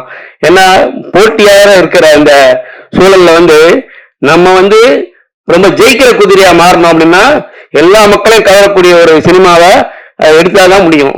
அதுக்கு என்ன பண்ணலாம், இப்போதைக்கு ஹாரார் தான் நல்லா வரும் அப்படிங்கறத ஹாராரை பிக்ஸ் பண்ணிட்டாரு. கதையெல்லாம் வந்து ஹாராரை பிக்ஸ் பண்ணிட்டாரு. ஸோ த்ரில்லிங் பிக்ஸ் பண்ணிட்டாரு. ஓகே, இதெல்லாம் முடிஞ்சது. அதுக்கப்புறம் எப்படி இதை மேற்கொண்டு என்ன பண்ணலாம் அப்படின்னா அதுல காமெடி சேர்க்கலாம் அப்படின்னு சொல்லிட்டு காமெடி சேர்த்தாரு. அதுக்கப்புறம் வந்து அது வந்து லவ் சிச்சுவேஷன்ஸ் நிறைய இருந்தா நல்லா இருக்கும் அப்படிங்கிற மாதிரி எடுத்தாரு. ஆக இப்ப வந்து படத்தை பொறுத்தளவு horror, thriller, comedy, love subject எல்லாம் கலவையா அருமையான ஒரு படமா வந்திருக்கு. பாடலாசிரியர்கள் எழுதிய பாட்டுக்கெல்லாம் அருமையான பாட்டு சொல்லவே வேண்டாம். ஏன்னா அவர்கிட்ட வந்து கிட்டத்தட்ட 250-300 பாடலாசிரியர் இருக்காரு. இப்ப அதுல முத்தா இருக்கிற பாடலாசிரியர் யார் எழுதியிருக்காங்களோ அதுதான் அவர் தேர்ந்தெடுத்திருப்பாரு. அவரே பெரிய பாடலாசிரியர். அவர்கிட்ட படிச்ச பையன்கள் தன்னோட மாணவன் பெரிய மாணவன் நல்லா இருக்கணும்னு சொல்லி அவர் எதிர்பார்ப்பாரு. எந்த ஆசானுமே தன்னை மாணவருடைய முயற்சி, அவனுடைய பெருமைகள் வர்றப்பதான் அவருக்கு சிறப்பா இருக்கும். அதனால மாணவர்களை எழுத வச்சு அந்த பாட்டை வந்து ரிலீஸ் பண்ணியிருக்காரு. 4 பாட்டுமே அருமையா இருக்கும். ஏன்னா ஒரு இது எடுத்தாருன்னா அதை முடிக்கிறதுக்குள்ள அவர் என்ன சிரமப்படணுமோ அவ்வளவு சிரமப்படுவாரு. ஃபர்ஸ்ட் ஷெடியூல் முடிச்சோமா, 2வது ஷெடியூல் எடுக்கிறதுக்கு ஒரு முடிவு எடுத்திருந்தாரு. என்னன்னா திரைப்பாக்கூட மாணவர்களை மட்டும் வச்சுதான் கிரௌட் ஃபண்ட்ல தான் நான் படம் எடுப்பேன். ஏன்னா அவர் நினைச்சிருந்தாருன்னா சினி ஃபீல்ட்ல கிட்டத்தட்ட 10 வருஷமா 15 வருஷமா பெரிய பிரபலமான பாடலாசிரியரா இருக்காரு. ஆனா திரைப்பாக்கூட மாணவர்களை வச்சுதான் எடுக்கணும், அந்த கிரௌட் ஃபண்டிங் தான் எடுக்கணும். இதுக்காக நம்ம பைனான்ஸுக்கு வெளில போகக்கூடாது, போனோம்னா சரி வராது, அது வேண்டாம். நம்ம மாணவர்கள் வந்து மேடை ஏற்றணும், நம்ம மாணவர்களை வச்சு நடிக்க வச்சு அவங்களுக்கு நல்லது பண்ணணும் அப்படின்னு சொல்லிட்டு ஒரு பெரிய பெருந்தன்மையான ஒரு மனசு இருக்கு. எப்பவுமே இந்த அறம் அப்படிங்கிற சொல் வந்து அவர் வாயில இருந்து வராமே இருந்தது இல்லை. ஒரு நாளைக்கு குறைஞ்ச ஒரு 5 தடவை 6 தடவை சொல்றாரு, அறம் செய் அறம் செய் அறம் செய் சொல்லிட்டு இருப்பாரு. அறம் நினை, அறம் செய், அறம் சொல் அப்படின்னு சொல்லிட்டு அவர் சொல்லிட்டே இருப்பாரு. அதனால அவருடைய சிந்தனை பூரா அறம் சார்ந்ததுனால அது அறத்தின் வழியிலேயே போனாரு. 2வது ஷெடியூல் எடுக்கிறதுக்கு பைனான்ஸ் இதா இருந்தது. ஈவன் அவங்க வீட்டுல வந்து ட்ராப் பண்ணுறோமா, ஷெட்யூல் படம்லாம் எடுத்தாச்சு, ஆனால் ரிலீஸ் பண்ணணும். அதுக்கு போஸ்ட் ப்ரொடக்ஷனுக்கு வந்து ஏகப்பட்ட ஃபண்ட்ஸ் தேவைப்படுது இப்போ இருக்க காலகட்டத்தில். ஏன்னா டாப் மோஸ்ட் டெக்னீஷியனை வச்சுக்கிட்டு டாப் மோஸ்ட் இதில் எடுத்தாதான் ஓரளவு மக்கள்கிட்ட ரீச் ஆகுது. அல்லது ரீச் பண்ணுறது ரொம்ப கஷ்டம். அப்படிங்கிறதுனால டாப் மோஸ்ட் எல்லாமே பார்த்தீங்கன்னா டெக்னீஷியன் பூராமே ஃபீல்டில் இருக்கிற டாப் மோஸ்ட் ஆளுங்களை வச்சு தான் அவர் எடுத்திருக்காரு. அது மாதிரி ஒளிப்பதிவு வந்து அருமையான ஒளிப்பதிவு, சாஜன் மாதவ் இசை அருமையான இசை, எல்லாமே பொறுக்கி எடுத்து நம்ம பட்ஜெட்டுக்குள்ள மேக்சிமம் எவ்வளோ பண்ண முடியும்னு சொல்லி பண்ணாரு. அந்த போஸ்ட் ப்ரொடக்ஷன் அப்போ ஃபண்ட்ஸ் அவருக்கு இது பண்ண முடியல. ஏன்னா மாணவர்கள் மாறிடுறாங்க, ஒரு பேட்சுக்கு அடுத்து அடுத்த பேட்ச் எல்லாருக்குமே இன்ட்ரெஸ்ட் இருக்காது, இதில் வந்து இன்வெஸ்ட் பண்ணுங்கிறது இன்ட்ரெஸ்ட் இருக்காது. பெரிய அமௌண்ட்டு, அதுவும் கஷ்டம். அப்போ ஒரு ஸ்டேஜில் ரொம்ப டென்ஷன் ஆகிட்டாரு. நானும் அவரும் பர்சனலாக பேசிட்டு இருக்கிறப்போ அவர் என்ன ஆக்சுவலாக சொன்னார்னா, சுப்பா சார் நான் அதை ட்ராப் பண்ணிடலான் இருக்கேன், எங்கள் வீட்டில் வந்து ரொம்ப இதாக பண்ணிட்டு இருக்காங்க, இதுக்காக ஃபைனான்ஸ் ரொம்ப எனக்கு வந்து கஷ்டமா இருக்கு. ரெண்டாவது இதையும் 2 குதிரையில ஓட்ட வேண்டியதா இருக்கு, திரைப்பா குடத்தையும் ஓட்ட வேண்டியது இருக்கு, இதையும் ஓட்ட வேண்டியது இருக்கு, திரைக்கூடத்தையும் ஓட்ட வேண்டியது இருக்கு, இன்னையும் பார்க்க முடியல. அதே சமயத்துல அவர் வந்து 2லையும் பெர்ஃபெக்டா இருக்கும்னு நினைக்கிறவர், 1 இன்ச்சு கூட அந்த பக்கம் தான் போகக்கூடாதுன்னு நினைக்கிறவர். அப்படிங்கிற சூழ்நிலை வந்து பல நைட்டு அவர் உறங்கவே இல்லை, ராத்திரி பகல் அவ்வளவு வரங்கள. அவர் பல தடவை வந்து டாக்டர் கன்சல்ட் பண்ணிட்டு வந்திருக்காரு. ஸ்லீப்பிங் டோஸ் மாத்திரை சாப்பிட்டு தான் அவர் வந்து தூங்கியிருக்காரு. அந்த அளவுக்கு இந்த படத்துக்கு அவர் வந்து கஷ்டப்பட்டிருக்காரு. கஷ்டப்பட்ட அளவுக்கு அருமையா வந்திருக்கு. இப்ப இசை வெளியீட்டு விழா 22ஆம் தேதி படம் ரிலீஸ் ஆக போகுது. அதை எல்லாம் மக்கள்கிட்ட கொண்டு போய் சேர்க்கணும் அப்படிங்கிறதுல இன்னும் அவர் உறங்காம தான் இருக்காரு. இந்த படம் வெற்றி படமா வந்து மக்கள் மத்தியில பேசப்படணும் அப்படிங்கிற ஒரே குறிக்கோள்ல தான் இருக்காரு. அந்த வெற்றி படம் ஆக்க வேண்டியது உங்கள் அனைவர் கையில தான் இருக்கு. அதனால இந்த படம் கண்டிப்பா வெற்றி படம் ஆகுங்கிறது நிச்சயம் தெரியும். ஏன்னா அவ்வளவு சப்ஜெக்ட் இருக்கு அதுல. வந்து உள்ள கதையில பாத்தீங்கன்னா ஃபர்ஸ்ட் ஹாஃப் பூரா விடுகதை, செகண்ட் ஹாஃப் பூரா அதுக்கு ஆன்சர். ஃபர்ஸ்ட் ஹாஃப்ல பாக்குறது பாத்தீங்கன்னா நீங்க ஃபர்ஸ்ட் ஹாஃப் மிஸ் பண்ணிட்டீங்களா, சரியா பார்க்கலன்னா கண்டிப்பா 2வது படத்தை பார்த்தா தான் உங்களுக்கு திருப்தி ஆகும். ஏன்னா எதோ விட்டமே அப்படிங்கிற மாதிரி தான் இருக்கும். அது மாதிரி ஃபர்ஸ்ட் ஹாஃப் பூரா உங்களுக்கு வந்து விடுகதையா இருக்கும், செகண்ட் ஹாஃப் அதுக்கு ஆன்சர் கொடுத்துருப்பாரு. எல்லாமே பேர் ரிலேட்டடா சூப்பரா இருக்கும். அதனால எல்லாரும் குடும்பத்தோட பார்க்கலாம், போய் தியேட்டர்ல போய் பார்த்து இந்த படத்தை வெற்றி படமாக்கணும்னு சொல்லிட்டு கேட்டுக்கிட்டு நன்றி தெரிவிச்சுக்கிறேன். அதுல எனக்கு காமெடி வேடம் கொடுத்துருக்காங்க, நான் காமெடியா நடிச்சிருக்கேன், அதையும் பார்த்து கண்டிப்பா ரசிப்பீங்கன்னு நினைக்கிறேன். அந்த காமெடி வேடம் கொடுத்ததுக்கு பிரியன் சாருக்கு என்னுடைய நன்றியை தெரிவிச்சுக்கிறேன். நன்றி, வணக்கம்.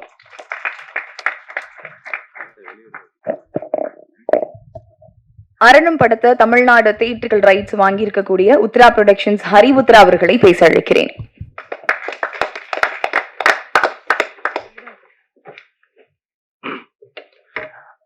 அனைவருக்கும் வணக்கம். அரணம், இந்த அரணம் திரைப்படத்தை வந்து எங்களுடைய உத்ரா புரொடக்ஷன்ஸ் வெளியிடுறதுல வந்து ரொம்ப சந்தோஷம். இதுக்கு நான் முதல்ல தேங்க்ஸ் சொல்லணும்னா இசையமைப்பாளர் அலிமிர்சா சாருக்கு தான் நான் சொல்லணும். ஏன்னா அவர் தான் வந்து பிரியன் சாரை வந்து எனக்கு அறிமுகப்படுத்தினாங்க. நானும் பிரியன் சாரை ரொம்ப நாள் நண்பரா முகப்படுத்ததெல்லாம் இருக்கிறோம், ஆனா இது வரைக்கும் எங்கேயுமே நாங்க பேசுறது இல்லை. ஆனா வந்து இந்த படத்தப்போ நான் சாரை மீட் பண்ண பிரியன் சாரை, நான் நினைச்சதை விட அவர் வேற மாதிரி இருக்காரு. சமீப காலத்துல வந்து எனக்கு ஒரு நல்ல நண்பரை கொடுத்தாரு அலிமிர்சா சார். இருந்தாருன்னா அவருக்கு ஒரு மிகப்பெரிய ஒரு நன்றி. ஏன்னா சினிமால வந்து நம்மளுக்கு ஒரு நல்ல நண்பர்கள் கிடைக்கிறது ரொம்ப கஷ்டம். ரீசெண்ட் டைம்ல நான் அதிகமா அவர் கூட டிராவல் பண்றேன். கான்பிடென்ட், அதாவது என்னன்னா அடிப்படையில இருந்து நம்ம எப்படி மேல போகணும் அப்படின்றத வந்து அவங்க கூட இருக்க எல்லாருக்குமே எப்பவுமே அதை சொல்லி ஒரு மோட்டிவேட் பண்ணிக்கிட்டே இருப்பாரு. ஏன்னா இப்ப நான் இந்த படம் கூட நாங்க ரிலீஸ் பேசும்போது வந்து ஒரு விதமான ஒரு டேர்ம்ஸ்ல ஒரு இதுலதான் பேசணும். ஆனா இப்போ அவர் இந்த படத்தை இங்க வந்து மிகப்பெரிய அளவுல கொண்டு வந்து நிறுத்திட்டாரு. இப்ப எங்களுக்கு ரொம்ப பொறுப்பு ரொம்ப ஜாஸ்தி ஆயிடுச்சு. இன்னொன்று தமிழ் திரைக்கூடம், அதாவது இவர் சுப்பாராவ் சார் சொன்ன மாதிரிதான், அதாவது மாணவர்கள் முதலாளியா ஆயிருக்கிறது இந்த படம். எல்லா இடத்துலயுமே வந்து முதலாளிகள் தான் படம் எடுப்பாங்க, இங்க வந்து மாணவர்களும் தமிழ் சார்ந்த ஒரு நல்ல உள்ளங்கள் எல்லாருமே சேர்ந்து கொண்டு வந்திருக்காங்க.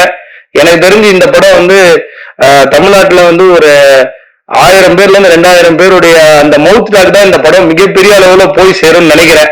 அந்த அந்த வார்த்தை ஏன் சொல்றேன் அப்படின்னா, இன்னைக்கு வந்து மொத்தமாவே வந்து வாரான படம் பார்க்க 1000 பேர் தான் வைக்கிறாங்க நம்ம சினிமா ஃபீல்டுல. அது நிறைய பேருக்கு புரியுமான்னு தெரியல. அதாவது ஒரு நேரத்துலயும் வந்து ஒரு விஷயத்தையும் நம்ம பேசலாமா, நம்ம பேசினா பின்னாடி நம்மளுக்கு ஏதாவது வந்து நம்மளுடைய வளர்ச்சியை பாதிக்குமா, இப்படி நினைச்சு நம்ம நிறைய விஷயங்களை வந்து பேசாம போயிட்டு இருக்கோம்.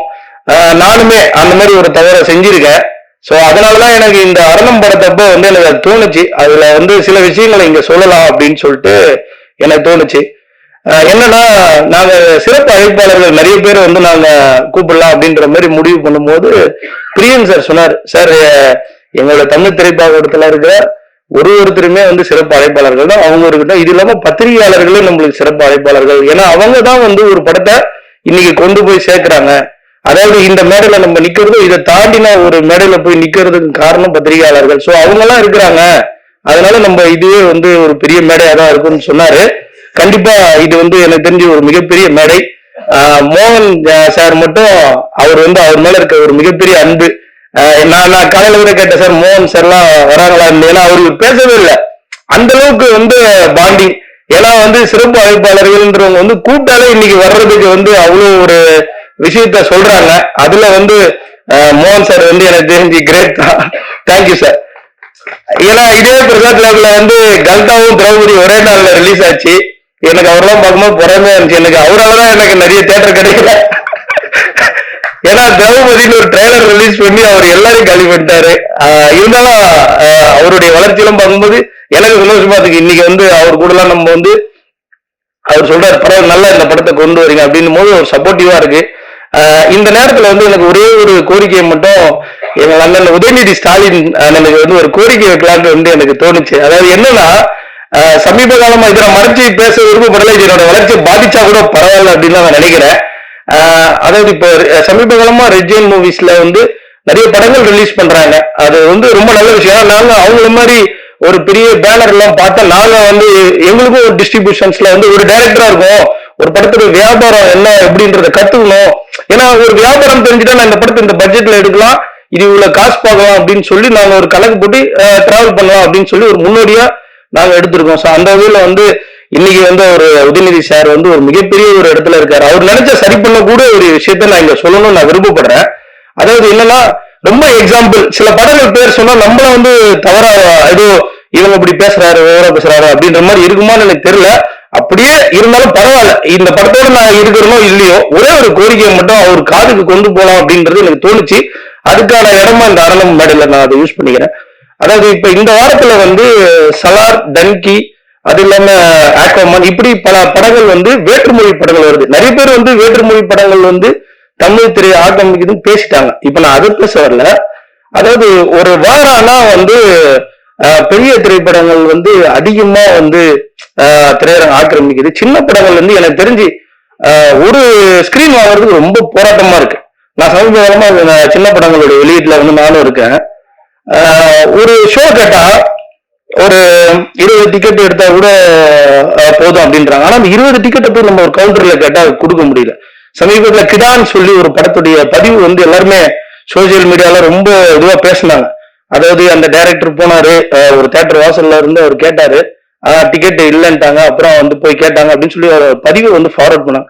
இப்படியே நம்ம எல்லா விஷயத்தையும் ஃபார்வர்ட் பண்ணி போறோம்.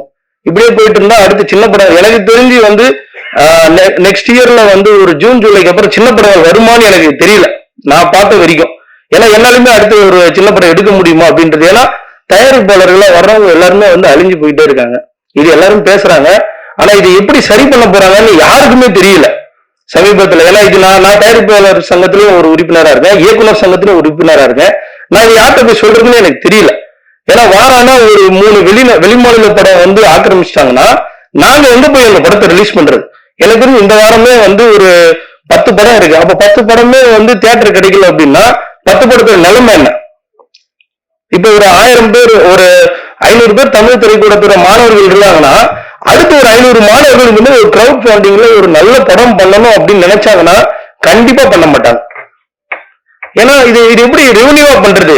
சார் உதவி பண்ண நிறைய பேர் இருக்காங்க, காசு கொடுப்பாங்க. ஆனா அந்த காசை கொடுத்த நம்ம கொடுக்கணும்ல, கொடுத்தாதானே அவங்க வந்து ஒரு படம் தயாரிப்பாங்க. சோ அதனால உதயநிதி சாருக்கு வந்து சின்ன படங்களுக்குன்னு ஒரு சில விதிமுறைகளை வச்சு அவரு இந்த திரையரங்கங்கள் வாயிலா ஒரு ஆள் நினைச்சா செய்ய முடியும் அப்படின்றது எனக்கு தோணுச்சு. அதாவது இது நான் சலாரோ டன்கேல சொல்ல, சமீப காலமா எவ்வளவு படங்கள் கேஜிஎஃப் அது இது நிறைய படங்கள் ஆக்கிரமிப்பு இருக்கு. அதுக்காக வந்து நீங்க நல்ல படம் எடுங்க நாங்க தியேட்டர் கொடுக்கோம் அப்படின்னு சொல்லிட்டு நிறைய திரையரங்க உரிமையாளர்கள் சார்ந்த மிகப்பெரிய மூத்தவர்கள் பேசுறாங்க. நல்ல படம் எடுத்தா நாங்க கொடுக்குறோம், தியேட்டருக்கு ஆடியன்ஸ் வர மாட்டேன்றாங்க. ரைட், அது எல்லாமே ரைட் தான். அப்போ வரமாட்டேன்றாங்கன்னு தெரிஞ்சா அப்ப அதுக்கேற்ற மாதிரி வந்து சின்ன படங்களுக்குன்னு ஒரு வரைமுறை வைங்க. அது எல்லாத்தையும் தாண்டி ஒரு படத்துக்குன்னு வந்து ஒரு பேசிக்கா ஒரு சேட்டலைட், ஒரு ஓடிடி எஃப்எம்எஸ் இந்த மாதிரியான ஒரு விஷயங்களை கூட வந்து சரி பண்ண இங்க யாரும் இல்லை. ஒரே ஒரு ஓடிடி பிளாட்ஃபார்ம் வந்து ரெவன்யூ ஷேர்ல நம்பி நம்ம எல்லாருமே சினிமா இருக்கும். இது எந்த அளவுக்கு மாறப்போகுதுன்னு தெரியல. அதர் லாங்குவேஜ்ல இருக்க எல்லா படங்களும் ஒரு நல்ல முறையில போய் சேர்ந்துட்டு இருக்கு. ஆனா தமிழ் திரைப்படம் எனக்கு தெரிஞ்சு அழிஞ்சிட்டு வருது. ஏன்னா நானும் வந்து விஷால் சார் ஒரு பதிவு போட்டேன்னா நானும் பேஸ்புக்ல வந்து இப்படி எல்லாம் அவர் சொல்றாருன்னு சொல்லி அவரை வந்து நான் ஒரு கண்டனமா நானும் ஒரு பதிவு போட்டேன். அதுக்கு எனக்கு நிறைய பேர் வந்து சொன்னாங்க அவர் சொல்றது கரெக்ட் தான் அப்படின்னு. ஆனா உண்மையில அவர் எப்படி சொல்றாருன்னு எனக்கு தெரியல. அவர் சொன்னதெல்லாம் நடந்துருமோன்னு. ஏன்னா அவர் சொன்னது நடந்தா சத்தியமா சினிமா இருக்குமான்றது எனக்கு தெரியல. அடுத்து வந்து 10 ஹீரோ மட்டும் 15 ஹீரோ தான் இருக்க போறாங்க. நம்ம எல்லாரும் 10-15 ஹீரோ தான் பார்க்க போறோம். இப்ப ஒரு பிரியன் சார் மாதிரி ஒரு ஹீரோ நம்மளால பார்க்க முடியாது. ஏன்னா எல்லாருமே வந்து அடிப்படையில இருந்து வந்து ஒரு படங்களை தாண்டி வரும்போதுதான் தமிழ் சினிமா ஆரோக்கியமா இருக்கும். இப்ப மோகன் சார் இருக்காருன்னா அவர் திரௌபதினு ஒரு படைப்பை படைச்சாரு. அதுல இருந்து இப்ப இன்னைக்கு அடுத்தடுத்து வராரு அப்படின்னா ஒரு டைரக்டர் உருவாகுறாங்க. சோ அந்த மாதிரி எல்லாரும் உருவாகிறதுக்கான ஒரு வழிமுறை வந்து இங்க இருக்கிற சங்கங்கள் செஞ்சு கொடுக்கணும் அப்படின்றது என்னுடைய ஒரு மிகப்பெரிய ஒரு கோரிக்கை. இது வந்து உதயநிதி சார் அவருடைய காதுக்கு போச்சுனாலும் கண்டிப்பா சின்ன படங்கள் ஒரு ரெகுலேஷன் பண்ணணும். சோ இது நான் சொல்றதுனால எனக்கு இப்ப நான் இந்த ஆரம்பத்துக்கு எத்தனை படத்துக்கு தியேட்டர் கிடைக்காது அப்படின்றத நான் கவலைப்படல. ஏன்னா நான் பிரியன் சாரோட அனுமதியோட தான் இதை நான் பேசுறேன். ஏன்னா அவரு எனக்கு அந்த உரிமையை கொடுத்தாரு. சார் இந்த மாதிரி ஒரு விஷயம் இருக்கு சார், இதை நான் சொல்லணும். ஏன்னா நம்ம சொல்லும் போதுதான் அது ஒரு இதுவாகும் அப்படின்னு உங்களோட அவர் சொன்னாரு இந்த மாதிரி அது பேசினா சரியா இருக்குமா. இல்ல சார், எல்லாருமே நினைக்கிறதுதான் நம்ம சொல்லுவோம். ஏன்னா நம்ம வந்து தவறா சொல்ல. ஏன்னா இப்போ ஒரு குழந்தை அழுகுதுன்னா அந்த குழந்தைக்கு சாப்பாடுன்னா அந்த குழந்தை கேட்டாதானே தெரியும். ஏன்னா இங்க வாரானா வந்து நம்ம இங்க பல படங்களுடைய ஒரு ரிலீஸ் பண்ணிட்டு நம்ம எல்லாம் போயிட்டே இருக்கோம். சோ இதுக்கான தீர்வு என்ன அப்படின்றது இங்க யாருக்குமே தெரியலன்றது இது யார் பேச போறாங்கன்னு எனக்கு இப்பயும் தெரியல. இப்ப நான் இந்த கோரிக்கையை கூட உதயநிதி சார் அவர் மூலியமா வந்து நிறைய எடுத்து சொல்லலாம். ஏன்னா அவங்க ஓரளவுக்கு இன்னைக்கு நிறைய படங்கள் பெரிய படங்கள் பண்ணும்போது சோ அது நம்மளுக்கு இந்த மாதிரி சின்ன படங்கள் ஒரு வரைமுறை பண்ணி தரலான்றதுக்காக நம்ம சொல்றோம். ஒருவேளை நான் பேசிட்டேன்னு எனக்கு 10 தியேட்டர்காரங்க ஒரு அறிவுறுத்தல் அப்படி பேசுறாரு அப்படின்னு சொல்லி நினைப்பாங்களான்னு எனக்கு தெரியல. இது வந்து வாடிக்கையாவே தொடர். நான் ஒரு இயக்குனரா இருக்கும்போது பாடலாசிரியர்கள் வந்து பாடல் வெளியீட்டு வர்றதுல நடிகர்கள் வர்றதுன்ற ஒரு விஷயம் வந்தது. சோ இப்ப விநியோகஸ்தராகவும் இந்த பிரச்சனை இருக்கு. இந்த மாதிரி பிரச்சனைகள் எல்லாத்துக்குமே வந்து ஒரு தீர்வா இங்க சங்கங்கள்ல வந்து செயல்படணும். ஏன்னா நாங்க ஷூட்டிங்ல 24 கிராஃப்ட் ஒர்க்கில் நம்ம மட்டும் வந்து யூனியன் பிரச்சனை அது இதுன்னு சொல்லும் போது இந்த மாதிரி பிரச்சனைகளுக்கும் ஒரு சங்கம் வந்து ஒரு வழிமுறை பண்ணணும் அப்படின்றதுதான் நாங்க எதிர்பார்க்கிறோம். ஏன்னா வாரானா நம்ம வரோம், காசு போடுறோம், எல்லா இடத்துலயும் சும்மா கொடுத்துட்டு போறோம், அவ்வளவுதான். சரி, படம் நல்லா இல்ல, ஓகே ரைட். நல்லா இல்லாத படத்தை யாருமே நினைச்சு எடுக்கிறது இல்லை. எடுக்கப்பட்ட படம் மக்களுக்கு இடத்துல போய் சேரல. சரி, சேரலனாலும் அந்த படங்களை வந்து போட்ட ஒரு முதலாளிக்கு ஒரு சின்ன ஒரு மரியாதை, அவருக்கு வந்து ஓகே சினிமாவுக்கு வந்தாங்க, இந்த மாதிரி ஒரு படம் இவ்வளவுதான் சேருது, அதுக்கான நியாயமான ஒரு எல்லா பிசினஸுமே ₹1 அந்த பிசினஸுக்கான வழியில் இருக்கணும் அப்படின்றத சொல்லணும். பெரிய படங்களுக்கு ரெவன்யூ ஷேர் அப்படின்ற அடிப்படையில கொடுக்குறாங்க, சின்ன படங்களுக்கு கிடையாது. சின்ன படத்தை கன்சிடரே பண்ணதில்லை. ரொம்ப பிராங்கா சொல்லுமா, சின்ன படம் சொல்றது இங்க ரீசெண்டா இருக்கிற மிக பிரபலமான ஹீரோக்கள் படமே சின்ன படம்ன்ற ஒரு ஸ்டேஜ்ல இங்க கொண்டு வந்து தள்ளிட்டாங்க. அதனாலதான் நான் இங்க ஒரு வார்த்தை யூஸ் பண்ண, 10-15 ஹீரோக்கள் மட்டும்தான் இன்னும் அடுத்து வர போற வருடங்கள்ல சினிமாவில் இருப்பாங்க. அப்ப நம்ம எல்லாரும் அவங்க படம் மட்டும் பார்த்துட்டு கை தட்டிட்டு போனோம் அப்படின்றதுதான் சினிமாவா மாறிடுமா அப்படின்றது தெரியல. அப்படி மாறினா சினிமாவுடைய ஒரு படைப்புகள், நிறைய படைப்புகள் போய் சேர. சோ அந்த நிலைமைக்கு சினிமா தள்ளப்படக்கூடாது அப்படின்றது வந்து அரணம் படக்குழு சார்பாகவும் எங்களுடைய உத்தரா புரொடக்ஷன் சார்பாகவும் இந்த கோரிக்கை எந்த இடத்துல போய் சேர்ந்து எப்படி கன்வெர்ட் ஆக போகுதுன்னு தெரியல. ஆனா நல்லா இருக்கும், யாராவது ஸ்டெப் எடுத்தா நல்லா இருக்கும் அப்படின்றது. குறிப்பா சொல்லணும்னா தயாரிப்பாளர்கள் சங்கம், இயக்குநர்கள் சங்கம், இந்த மாதிரி அடுத்தடுத்து வர படைப்பாளிகளுக்கு ஒரு உத்தரவாதமா முதலாளிகளுக்கு ஒரு அங்கீகாரம் கொடுத்து தமிழ் சினிமாவை காப்பாற்றணும் அப்படின்றத ஒரு கோரிக்கையா வைக்கிறேன். நன்றி. அடுத்ததாக உத்ரா புரொடக்ஷன் சார்பாக அரணம் படத்தை சப்போர்ட் பண்ண வந்திருக்கக்கூடிய ப்ரொடியூசர் ரத்னா அவர்களை பேச வைக்கிறோம்.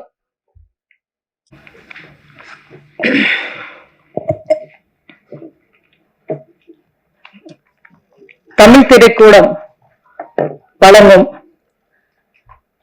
எழுத்து இயக்கம் கதையின் நாயகனாய் நடித்திருக்கும் பிரியன் அவர்களுக்கு வணக்கம். மற்றும் இந்த இசை வெளியீட்டு விழாவிற்கு வந்திருக்கும் பத்திரிகை ஊடகங்கள் அனைவருக்கும் வணக்கத்தை தெரிவித்துக் கொள்கிறேன். மற்றும் சிறப்பு விருந்தினர்கள் அனைவருக்கும் என்னுடைய வணக்கத்தை தெரிவித்துக் கொள்கிறேன்.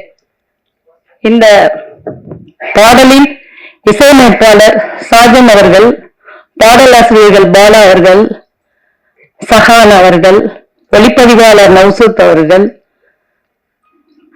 இயக்குனர் மோவின் நிசார் அவர்கள், எம்ஆர்டி மியூசிக் முருகன் சார் அவர்கள், இந்த படத்தின் PRO மனதை புவன் அவர்கள் மற்றும் இங்கு வந்திருக்கும் அனைத்து PROக்களுக்கும் பத்திரிகையாளர்களுக்கும் முதற்கண் வணக்கத்தை தெரிவித்துக் கொண்டு இந்த படத்தின் பாடலை பற்றி சில விஷயங்களை சொல்ல இருக்கிறேன்.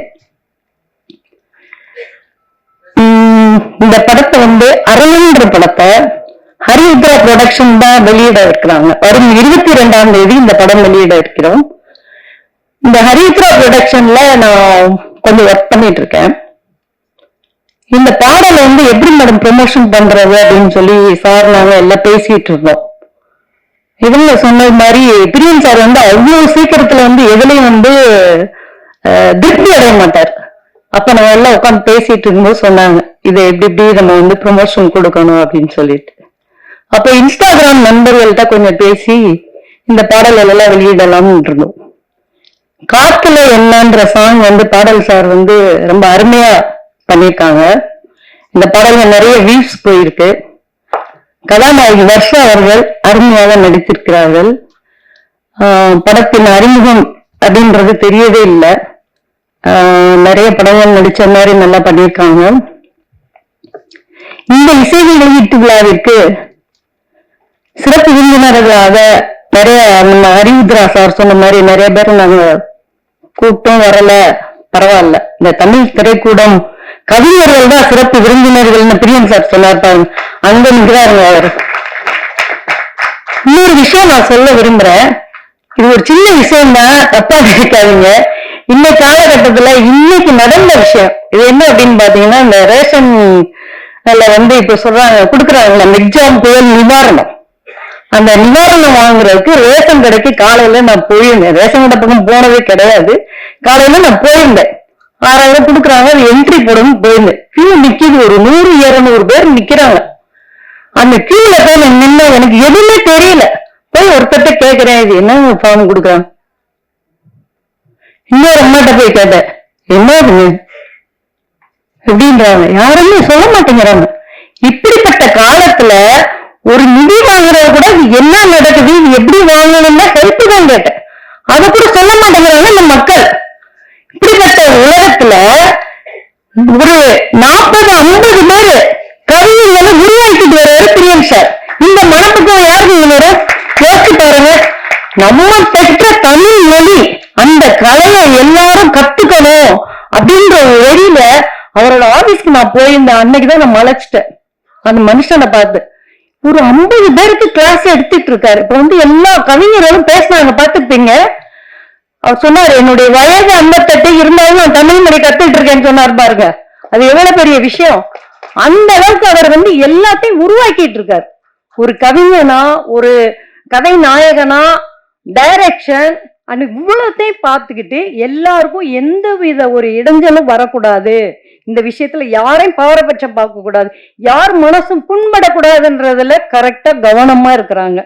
அப்படிப்பட்ட ஒரு மனிதன் இன்னைக்கு நம்ம இந்த தமிழ் சினிமாவில கதாநாயகனா உருவாக்கி இருக்காரு. இவர் எத்தனையோ ஹீரோக்களுக்கும் ஹீரோயினுக்கும் பாடல்களை, பிரபல பாடல்கள் பார்த்துருப்பீங்க. ஒரு 500 பாட்டுக்கு மேல அவங்க எழுதியிருக்காங்க. அப்படிப்பட்டவருடைய படத்துக்கு இசை வெளிவிட்டலாவ நீங்க பத்திரிகையாளர் எல்லாரும் இதை எடுத்துக்கொண்டு கொடுக்கணும். இந்த பாடல் மிக அருமையா வந்திருக்கு. இந்த படம் நல்லா வரணும். எல்லாரும் நீங்க தான் சப்போர்ட் பண்ணணும். அப்படிப்பட்ட பிரியன் சார் நல்ல ஒரு கதாநாயகனா வரணும்னு எல்லாரும் உங்க முன்னாடி ஆசீர்வாதத்தோட கேட்டுக்கிறேன். நன்றி, வணக்கம். தேங்க்யூ.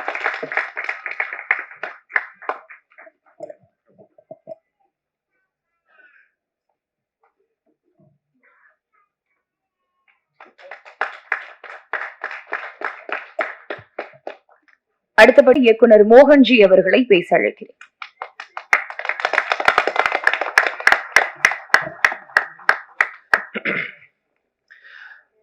பத்திரிகையாளர்கள் மற்றும் மேடையில் இருக்கும் திரைக்கலைஞர்கள் அத்தனை பேருக்கும் என்னுடைய வணக்கங்கள். அரணம் சுத்தமான தமிழ் பெயர், நிறைய அர்த்தம் இருக்கு அதுக்கு. தமிழ்ல பாதுகாப்பு, மதில், அந்த மாதிரி நிறைய அர்த்தங்கள் இருக்கு. நல்ல தமிழ் பேர் வச்சதுக்கு முதல்ல நன்றி பிரியன் சார். இப்ப அது குறைஞ்சிட்டே வருது தமிழ் சினிமால. எல்லாரும் இங்கிலீஷ்ல பேர் வைக்க ஆரம்பிச்சிட்டாங்க ஸ்டைலா. நிறைய இந்த மாதிரி சொல்றப்பவே பவர்ஃபுல்லா இருக்க தமிழ் பேர்கள் இருக்கு, தேடி வைங்க. இயக்குநர்கள் கிட்ட நான் ஒரு கோரிக்கையா வச்சுக்கிறேன் இந்த நேரத்துல. நான் இந்த படத்தோட இந்த ஃபங்க்ஷனுக்கு வந்ததுக்கு காரணம் பிரியன் சார் தான். அது இல்லாம என்னோட 2 அசோசியேட்ஸ் இருக்காங்க. என்னோட பிஆர்ஓ புவன் ஃபோன் பண்ணி, அண்ணா நீ வந்தே ஆகணும், பிரியன் சார் உனக்காக வெயிட் பண்றாரு அப்படின்னு இவரே சொல்லிட்டாரு. புவன் சொன்னா எதுவும் மறுக்கிறது இல்லை. ஸோ புவனுக்காகவும் பிரியன் சாருக்காகவும் and Murugan sir, MRT music, எனக்கு திரௌபதியும் பகாசுரனும் அவர் தான் பண்ணி கரெக்டா போய் சேர்த்தாரு மக்கள் கிட்ட. அதனால நீங்களும் கவலைப்பட வேணாம், அவர் போய் சேர்த்துருவாரு அந்த ஆடியோவை கரெக்டா. எங்க ப்ரமோஷன் பண்ணணுமோ அவங்க ப்ரமோஷன் பண்ணி அந்த பாடலை கொண்டு போய் சேர்த்துருவாரு. எங்களை மாதிரி மீடியம் பட்ஜெட் மூவிஸ்க்கு வந்து எம்ஆர்டி மியூசிக் வந்து ஒரு பெரிய வரம். நல்ல ப்ரைஸும் கொடுப்பாங்க, நல்ல சப்போர்ட் பண்ணுவாங்க. ஃபோன் பண்ணா எடுப்பாங்க, பதில் சொல்லுவாங்க. தொடர்ந்து வாட்ஸ்அப் குரூப்ல நம்ம டச்லயே இருக்கலாம் அந்த ப்ரமோஷன் சம்பந்தமா. மற்ற ஆடியோ கம்பெனிகள்ல அது கஷ்டம், இந்த மாதிரி பட்ஜெட் படங்களுக்கு எடுக்க மாட்டாங்க ஃபோன். ரெண்டாவது, ஒரு படம் எடுக்கிறது எவ்வளவு கஷ்டம் அப்படின்னு எல்லாரும் சொல்லியிருந்தாங்க. உண்மையிலே கஷ்டமான விஷயம்தான். சந்தோஷம், ஒரு கிரௌட் ஃபண்டிங் படம், தமிழ் சினிமாவோட 2வது கிரௌட் ஃபண்டிங் படம் ஆடியோ லான்ச் வரைக்கும் வந்திருக்கு. நிறைய பேர் ட்ரை பண்றாங்க. ஃபர்ஸ்ட் என் படம் வந்ததுல எனக்கு ரொம்ப பெருமை. இது 2வது படம் ஆடியோ லான்ச் வரைக்கும் வந்துருச்சு. வர வெள்ளிக்கிழமையும் சார் ஒரு ரெக்வஸ்ட், இந்த சமயத்துல கன்னியாகுமரி, திருநெல்வேலி, தென்காசி, தூத்துக்குடி, அந்த பக்கம் நாகர்கோவில் பக்கம் எல்லாம் மழை அதிகமா இருக்கு. ரொம்ப முக்கியமான ஏரியா மதுரையும் திருநெல்வேலி. ஸோ திருச்சி பக்கமும் கொஞ்சம் மழை இருக்குன்னு கேள்விப்பட்டேன். ஸோ 3 ஏரியா முக்கியமான ஏரியா மழை இருக்கு. ஸோ அதை பார்த்துட்டு இந்த வெள்ளிக்கிழமை ரிலீஸ் வந்து முடிவெடுங்க. முடியலன்னா கொஞ்சம் ஒரு வாரம் தள்ளி வாங்க. ஏன்னா நீங்க இத்தனை பேரோட உழைப்பு இருக்கு, இத்தனை தமிழ் ஆர்வலர்களோட உழைப்பு இந்த படத்துக்குள்ள இருக்கு. இது மக்கள் கிட்ட போய் சேரணும். இதுக்கு ஒரு நல்ல டைம் கூட எடுத்துக்கலாம் நீங்க இந்த வாரம் அப்படி மிஸ் பண்ணீங்கன்னா. ஏன்னா முழுக்க தமிழ் ஆர்வலர்கள் எல்லாம் இணைஞ்சிருக்கீங்க. இங்க வந்து உட்கார்ந்தப்பதான் அது வந்து இன்னும் டீட்டெயிலா தெரியுது. நான் பிரியன் சார் எனக்கு சொன்னது ஒரு 10 பேர் சேர்ந்து படம் எடுத்திருக்கோம் அப்படின்னு தான் சொன்னாரு. ஸோ 10மே பாடலாசிரியர்கள், அதுவும் அவர்கிட்ட வந்து பயிற்சி பெற்றவர்கள். அவங்க ஒரு பாடலாசிரியரை கதாநாயகனாக இயக்குநராக உருவாக்கணும்ன்ற எண்ணத்தால அவங்களோட சேமிப்பை கொடுத்து பண்ண படம். ஸோ தமிழ்நாட்டில் இருக்கிற அத்தனை தமிழ் ஆர்வலர்களும் இந்த ஒரு விஷயத்துக்காக இந்த படத்தை போய் நீங்க தியேட்டர்ல பார்க்கணும்னு நான் ஒரு கோரிக்கை அங்க வச்சுக்கிறேன். அவங்களை போய் சேர்க்க வேண்டியது உங்களோட வேலைதான். ஸோ தமிழ் மீது ஆர்வம் கொண்ட பலர் இருக்காங்க. ஸோ இவங்கெல்லாம் சேர்ந்து எடுத்த படம்னு சொல்லுங்க, கண்டிப்பா டிக்கெட் கொடுத்து உங்களுக்காக ஒரு தடவை போய் பார்ப்பாங்க. அதை தாண்டி நான் இந்த படமத்தோட ஃபர்ஸ்ட் வெர்ஷன் பார்த்துட்டேன். இப்போ ரீசெண்டா இந்த வெர்ஷன் நான் பார்க்கல. பிரியன் சார் வந்து என்னை கூப்பிட்டு நீங்க இந்த படம் பார்த்தே ஆகணும் அப்படி சொல்லி நான் வந்து போய் பார்த்தேன். ரொம்ப நல்லா, ஒரு ஃபர்ஸ்ட் டைம் டைரக்ஷன் பண்ற மாதிரி அப்படிலாம் இல்லை. ஏன்னா பிரியன் சாருக்கு சினிமா புதுசு இல்லை, அவருக்கு எல்லாமே தெரியும். இருந்தாலும் ஒரு இயக்குனரா கதாநாயகனாக இருக்கிறப்ப அது ரொம்ப சிரமமான விஷயம். நம்ம மானிட்டர் பார்க்க முடியாது, நடிச்சுட்டு தான் போய் மானிட்டர் செக் பண்ணணும், டபுள் வேலை அது. அப்படி இருந்தும் ஒரு தரமான கதையை தேர்ந்தெடுத்திருக்காரு. பர்ஃபார்மன்ஸ்ல, அவங்களோட லொகேஷன்ல, பட்ஜெட்ல எங்கேயோ சின்ன சின்ன தவறுகள் இருக்கலாம். ஆனா நல்ல கதை, நல்ல திரைக்கதையை தேர்ந்தெடுத்திருக்காரு. அதுல கண்டிப்பா அந்த படம் ஜெயிக்கும், நிற்கும். ரொம்ப நல்ல சஸ்பென்ஸ் த்ரில்லர். இந்த படத்துல வந்து இவர் கேரக்டர் நல்லவரா கெட்டவரா, அந்த வீட்டை சுத்தி நடக்கிற அமானுஷ்யங்கள் உண்மையில அமானுஷ்யமா அமானுஷ்யம் இல்லையா, இந்த மாதிரி நெகட்டிவ் பாசிட்டிவ்னு மாறி மாறி அந்த டைமென்ஷன்ல தான் போவோம் ஸ்கிரீன் பிளே.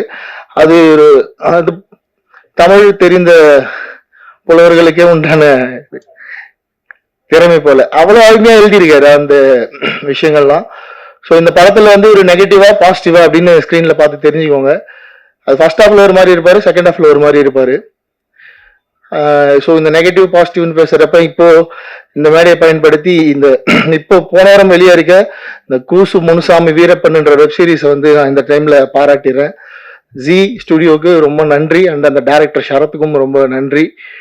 ஒரு தரமான படைப்பை வந்து வெளியிட்டிருக்காங்க. ஸோ இவ்வளோ நாளா கம்ப்ளீட்டா நெகட்டிவாக தெரிஞ்ச வீரப்பன் அப்படின்ற ஒரு மனுஷன் இன்னைக்கு மக்கள் மத்தியில ஓரளவுக்கு பாசிட்டிவா போய் சேர்ந்திருக்காரு. ஆல்ரெடி வட தமிழ்நாட்டுல ஒரு ஹீரோ தான். ஆனா இன்னைக்கு மொத்த தமிழ்நாடு முழுக்க உலகம் முழுக்க வீரப்பனார் வந்து ஒரு ஹீரோ மாதிரி ப்ரொஜெக்ஷன் ஆயிட்டு இருக்கு. நிறைய மாற்று கருத்துக்கள் அந்த வெப் சீரிஸ்ல இருந்தாலும் அவர் என்ன காரணத்துக்காக அந்த வீரப்பன் அப்படின்ற அந்த அவதாரம் எடுத்தாரு, எந்த வயசுல இருந்து அவர் அந்த காட்டுக்குள்ள போய் அங்க இருக்க மக்களுக்காக சண்டை போடலாம் அப்படின்னு முடிவு எடுத்தாரு அப்படின்னு ரொம்ப அருமையான கண்டென்ட் அமைஞ்சிருக்கு. ஒரு சினிமா நினைச்சா எவ்வளவு பெரிய நல்லவனையும் கெட்டவனா மாத்தும்.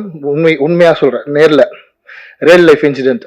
எவ்வளவு பெரிய நல்லவனையும் கெட்டவனா காட்டும், எவ்வளவு பெரிய கெட்டவனையும் ஹீரோவா மாத்தும். அது வந்து சினிமாவுக்கு அந்த பவர் இருக்கு, எழுத்துக்கு அந்த பவர் இருக்கு. ஸோ வீரப்பன் அவர்களுடைய இன்னைக்கு வரலாறு மக்கள் மத்தியில ஒரு ஹீரோவா மாறிட்டு இருக்காரு. இருந்தும் அந்த டாக்குமெண்ட்ரி வந்து அவர் கிரிமினல், தீவிரவாதி, வில்லன், கொலைகாரன் அப்படின்னு தான் முடியுது. அதுதான் உண்மையும் கூட. பட் என்ன ரீசனுக்காக அவர் அதெல்லாம் பண்ணாரு, அவருக்கு எந்த கோபம் என்ன இந்த சமூகத்தின் மேல அப்படின்றது வந்து இன்னைக்குதான் மக்களுக்கு தெரிஞ்சிருக்கு பல வருஷம் கழிச்சு. ஸோ இந்த மாதிரி நிறைய ஆளுமைகள் இருக்காங்க. அவங்கெல்லாம் பத்தி தொடர்ந்து வெப் சீரிஸ் வரணும். மலையூர் மம்பட்டியான் இருக்காரு, அப்புறம் அரியலூர் பக்கம் வந்து தோழ தமிழரசன் இருக்காரு, புலவர் கலிய பெருமாள், ஆறுமுக நாட்டார், இந்த மாதிரி இன்னும் நிறைய பேர் இருக்காங்க. இந்த பேர்லாம் சொல்றேன்னா யாராவது ஒரு டைரக்டர் இவங்களை பத்தி தேடி அவங்கள பத்தின டாக்குமெண்ட்டும் வந்து அந்தந்த வட்டாரங்கள்ல இந்த மக்கள் வந்து அவங்க என்ன காரணத்துக்காக இந்த சமூகத்துக்கு போராளியா இருந்தாங்க, மாவோயிஸ்டா இருந்தாங்க அப்படின்னு தெரிஞ்சுப்பாங்க. எப்படி அவங்களோட மரணம் நிகழ்ந்தது, அதுல என்ன உண்மை இருக்கு, அதுல என்ன அரசியல் இருக்கு, அதெல்லாம் புரிஞ்சுப்பாங்க. அது வந்து சினிமா மட்டும்தான் அதை செய்ய முடியும். என்னதான் பத்திரிகை, மீடியா அதெல்லாம் நியூஸ் வந்தாலும் திரை சித்திரமா பாக்குறப்ப அது பெருசா போய் மக்கள்கிட்ட ஒரு பெரிய பாதிப்பை ஏற்படுத்தும். ஸோ அந்த வகையில அந்த கூஸ் முனுசாமி வீரப்பன் தொடரை எடுத்த அத்தனை பேருக்கும் என்னுடைய மனமார்ந்த நன்றிகள் இந்த மேடையில. நெக்ஸ்ட் நம்ம திருப்பி அரணுக்குள்ள வந்துருவோம். ரொம்ப சந்தோஷமான தருணம். ஒரு அநேகமா ஸ்நேகன் சார், பாவிஜய் சாருக்கு அப்புறம் நீங்க ஹீரோ இருக்கீங்க இல்லையா, ஒரு பாடலாசிரியரா, வேற யாரும் இல்லை. ஸோ அதுல ஒரு முக்கியமான இடம் இந்த முதல் 3 அதுக்குள்ள வரதெல்லாம் ரொம்ப சூப்பர். கண்ணதாசன் சார் மேல ரொம்ப மதிப்பு, வாலி சார் மேல ரொம்ப அன்பு கொண்டவர் பிரியன் சார். ஸோ கண்ணதாசன் சார் மாதிரி ப்ரொடக்ஷனுக்குள்ளேயும் வந்துட்டாரு. அதுவும் ஒரு படத்துல ப்ரொடியூசரா, ஹீரோவா, டைரக்டரா பெரிய ஆதாரம் தான் இது, பெரிய பொறுப்பு இருக்கு. அவரை நம்பி ஃபன் பண்ணுவங்க எல்லாம் சப்போர்ட் பண்ணுங்க. நல்லது கெட்டது எது வந்தாலும் கூட இருங்க கடைசி வரைக்கும். இது தொடக்கம் தான். அவர் உருவாக்கிய மாணவர்கள் நிச்சயமா அவரை திருப்பி தாங்கி பிடிப்பாங்க, அதுல எந்த மாற்று கருத்தும் இல்லை. எனக்கு தெரியும், நான் போயிருக்கேன், 2 ஆண்டு விழாக்கு நான் கலந்துருக்கேன் அந்த பயிற்சி பற்றையில. ஸோ ரொம்ப புது முயற்சி, புது விஷயம், இதுவுமே ஒரு முயற்சி தான். ஸோ நீங்கெல்லாம் அவருக்கு வந்து சப்போர்ட் பண்ணணும். ஹீரோயின் ரொம்ப நல்லா இருக்காங்க ஃப்ரேம்ல, விஷுவல்ல பார்க்க. நான் புது ஹீரோயின் நினைக்கல, இப்பதான் சொல்லிதான் தெரியும் அவங்க ஃபர்ஸ்ட் படம் பண்றாங்கன்னு. ரொம்ப நல்லா பெர்ஃபார்ம் பண்ணியிருக்காங்க, சூப்பரா இருக்காங்க விஷுவலா ஸ்கிரீன்ல பார்க்க. அண்ட் படத்தை ரிலீஸ் பண்றதுக்கு ஒரு மனுஷன் வந்திருக்காரு. அது இந்த காலகட்டத்துல அதுக்கே தனியா நீங்க அவருக்கு ஒரு கைத்தட்டல் கொடுக்கலாம். நிஜமாவே ஒரு பெரிய விஷயம் அது. ஒரு கம்பெனி ஒரு படத்தை வந்து நாங்க ரிலீஸ் பண்றோம் இந்த சிச்சுவேஷன்ல, ரொம்ப பெரிய விஷயம் அது. ஸோ அவருக்காக தான் நான் அதை சொன்னேன். இந்த வெள்ளிக்கிழமை, அதுவும் தப்பா எடுத்துக்க வேண்டாம், மழை நேரத்துல ரிலீஸ் பண்ண அந்த ஒரு ஏரியால இருந்து வர ஒரு 10 லட்சம் மிஸ் ஆனா கூட 3 ஏரியால இருந்து நமக்கு 30 லட்சம் ரூபாய் அடி வாங்கும். ஸோ அவரோட சைட்ல இருந்து தான் நான் அதை சொன்னேன். ஸோ நல்லது கெட்டதெல்லாம் நீங்க அதை யோசிச்சு நல்ல முடிவு எடுங்க. இந்த வாரம் இல்லைன்னா அடுத்த வாரம் வந்தாலும் நிச்சயமா இந்த படம் மக்கள் மத்தியில பெரிய பேர் வாங்கணும். ஸோ அதுக்கு நீங்க எல்லாம் உதவணும். தமிழ் மீது பற்று கொண்டவர்கள், இந்த தமிழ் மீது ஆர்வம் கொண்ட கூட்டணிக்கு ஆதரவு கொடுக்கணும்னு வேண்டிக்கிறேன். தேங்க்யூ. அரணம் படத்தின் இயக்குனரும் கதையின் நாயகனுமான பிரியன் அவர்களை பேச அழைக்கிறேன்.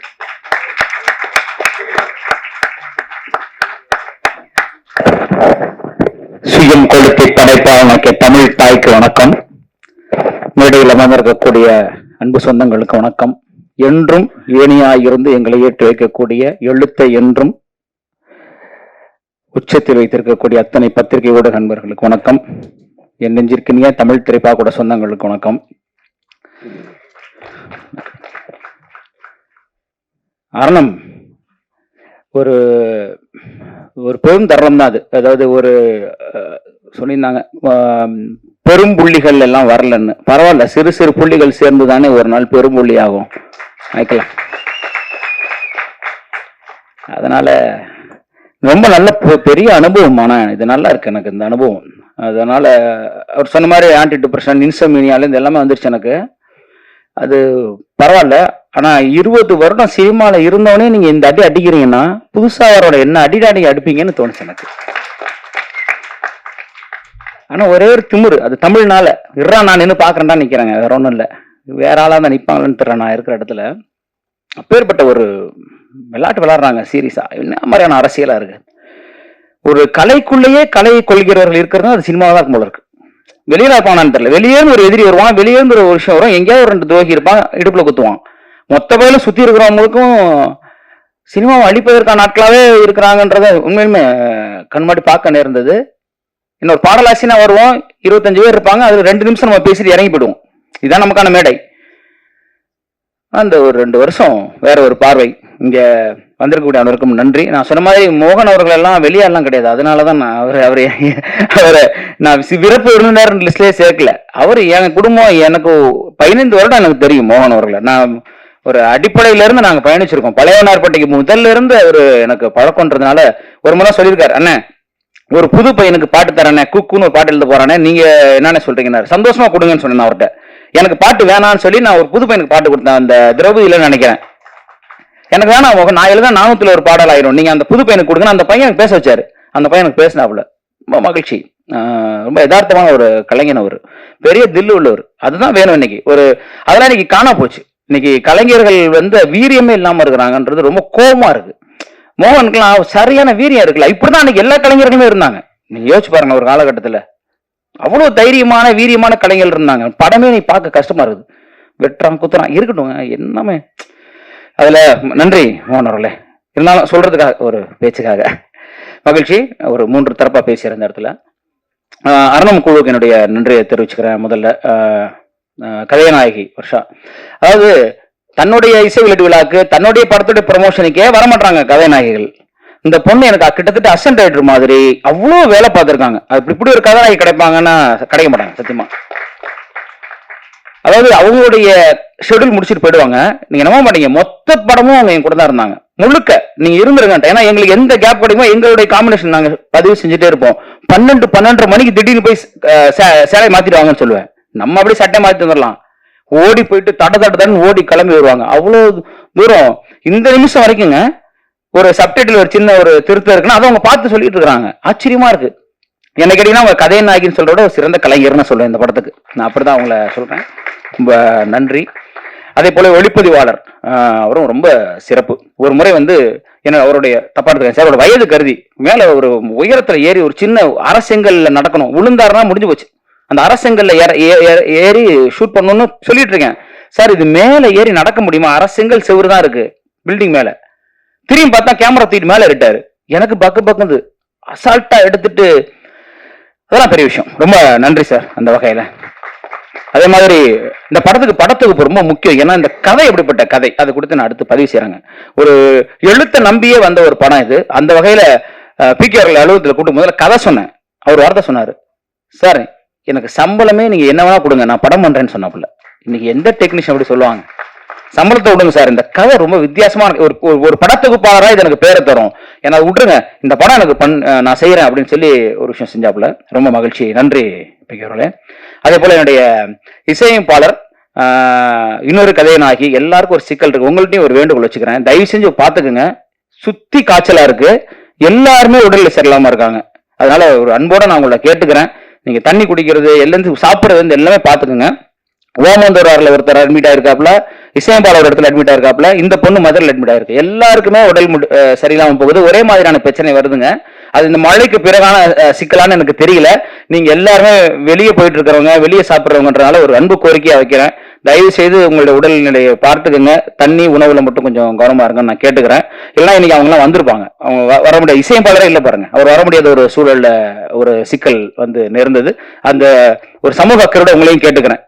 நீங்க முழுக்க நீங்க வெளியே பயணிக்கிற ஆட்கள்ன்றதுனால தயவு செஞ்சு கொஞ்சம் பாத்துக்கோங்க. அது தெரிஞ்சு திரு அன்புமணி அவர்கள் பதிவு செஞ்சாரு, இந்த மழை வந்து ஒரு டிசாஸ்டர், இதுக்கப்புறம் ஒரு 10 நாள் கழிச்சு ஒரு டிசாஸ்டர் வரும்னு சொல்லி உங்களை சொன்னார். அப்படிதான் நடந்துட்டு இருக்கு. அவர் சொன்ன மாதிரி ஒரு மருத்துவன்ற முறையில் அவர் சொன்னது சரியா தான் இருக்கு. அதனால கொஞ்சம் நீங்க கவனமா இருக்கும்னு கேட்டுக்கிறேன். அடுத்ததான் என்னுடைய அன்பு பாடலாசிரியர்கள் பாலா அவர்கள், சகனா அவர்கள் வந்திருக்காங்க. ஒரு சிறந்த பாடல், இன்னொரு பாடலை முருகானந்தம் அப்படின்னு ஒருத்தர் எழுதியிருக்காரு, அந்த ஒன்று பாடல் இருக்கு. சகனுடைய பாடல் வந்து கதை சூழல் கருதி வெளியிட முடியல. எனக்கெல்லாம் அந்த வெளி இருந்திருக்கு. கழகத்துல எல்லாம் வெளியீட்டுக்கு போய் உட்கார்ந்துருக்கிற என் பாட்டே வரல. என்னது உதயநிதி ஸ்டாலின் படம் கழகத்தில்ன்றாங்க, பாட்டே வரலையே. ஒரு பாடலாசிரியருக்கும் தன் பாடல் வரணும்னு இருக்கும். எனக்கு இந்த பாடலை போட்ட கதை தெரிஞ்சிருந்தாலும் போடலாமா, தவறா எடுத்துக்காதீங்க நீங்க. அது ஒரு சூழலாகி போச்சு. சினிமா அப்படிதான் ஆச்சு. சினிமா படத்துக்கு போனோம், நம்ம பாடல் வரல. ஸோ மகிழ்ச்சி, வாழ்த்துக்கள் அவங்க 2 பேருக்கும். ஒரு மேடையில் அவங்களை அமர்த்தி என் கூட உட்காந்து வகுப்புல படிச்சவங்களே இன்னைக்கு மேடையில் ஏற்றி பாடலாசிரியரா பக்கத்தில் உட்கார வச்சதை பார்க்கும்போது ரொம்ப மகிழ்ச்சியா இருக்கு எனக்கு இந்த தருணத்துல. இதுவரை எல்லாரும் வரணும்னு ஒரு ஆசை எனக்கு. வாழ்த்துக்கள் உங்க 2 பேருக்கும். வேற அரணம் குழுல எல்லாரையும் பொதுவா நான் கேட்டுக்கிறேன். நன்றி. அடுத்ததா என்னோட தயாரிப்பாளர்கள், ஒரு கதை, அந்த கதையை சொல்றோம். இப்படி ஒரு வித்தியாசமான கதை இருக்கு, பண்ணுவாங்க. யார் சார் பண்ணுவா? நீங்களாம் நினைச்சா நம்மளாம் சேர்ந்து பண்ணலாம், என்ன சொல்றீங்க? அப்படிங்கும்போது ஒரே ஒரு ஒத்த மனுஷன், ஒரு பேப்பர் இருக்கு, ஒரு பேனா இருக்கு, இதை வச்சுட்டு ஒரு மனுஷன் சொல்றதுக்கு ஒரு 1.5 கோடி ரூபாய் ரெடி பண்ணி படம் பண்றதுக்கு வரணும்ன்றது எவ்வளவு பெரிய விஷயங்க. அதை என்னை நம்பி வந்த என்னுடைய தயாரிப்பாளர்களுக்கு என்னுடைய நன்றியை நான் இந்த இடத்துல தெரிவிச்சுக்கிறேன். ஏன்னா உங்களுக்கு சினிமாவே தெரியாது, என்ன தெரியும், தமிழ்ல தெரியும், அவ்வளவுதான். அந்த கதையை நம்பி வந்தாங்க. அந்த வகையில ரொம்ப மகிழ்ச்சி. அதுல நான் ஒரு விஷயம் ரொம்ப உறுதியா இருந்தேன். அதாவது பாடலாசிரியர் பிரியன்ற ஒருத்தன் திருச்சிராப்பள்ளியிலேருந்து 2003 சென்னைக்கு வர்றான். அவன் பயணிக்கிறான், போராடுறான், 10 வருஷம் படாத பாடுபடுறான், சாப்பாடு இல்லை, வண்டியை பெட்ரோல் இல்லாம தள்ளுறான், எல்லாம் பண்ணிட்டு தனக்கான வீடு வாங்கியாச்சு, கார் வாங்கி இடம் வாங்கியாச்சு. தமிழ் இந்த திரைப்பாடல் அவனுக்கு அந்த இடத்த கொடுத்துச்சு. அப்புறம் என்ன பண்றது? 10 வருஷத்துலயே ஒரு இடத்த கொடுத்துருச்சு. வெற்றி பாடல்களோட நெறிஞ்சு நிக்கிறோம். நிச்சயமா தோணுச்சு, ஒரு பாடலாசிரியர் நம்ம சொல்லிக் கொடுக்கல, ஒரு பாடலாசிரியர் வழிகாட்டல, ஏன் நம்மளும் இப்படி இருக்கணும்ன்றதுனாலதான் 2013 தமிழ் திரைப்பா குடும் அப்படின்ற ஒரு விஷயத்த நான் கொண்டு வந்தேன். ஏன்னா நான் கேட்டிருக்கேன் மூத்த பாடலாசிரியர்கள்ட்ட, ஏன் அங்க பண்றீங்கன்னு மூஞ்சி நேரம் சொன்னாங்க. நீங்க பாட்டு எழுதுங்க, நான் எழுதுறேன், நீங்க எதுக்கு முன்னால கொண்டு வரீங்க, நீங்க எப்படி இருக்கீங்க, நீங்க சும்மா இருங்க, பண்ணாதீங்கன்னு அதை தவிர்த்துட்டா இருந்தாங்க.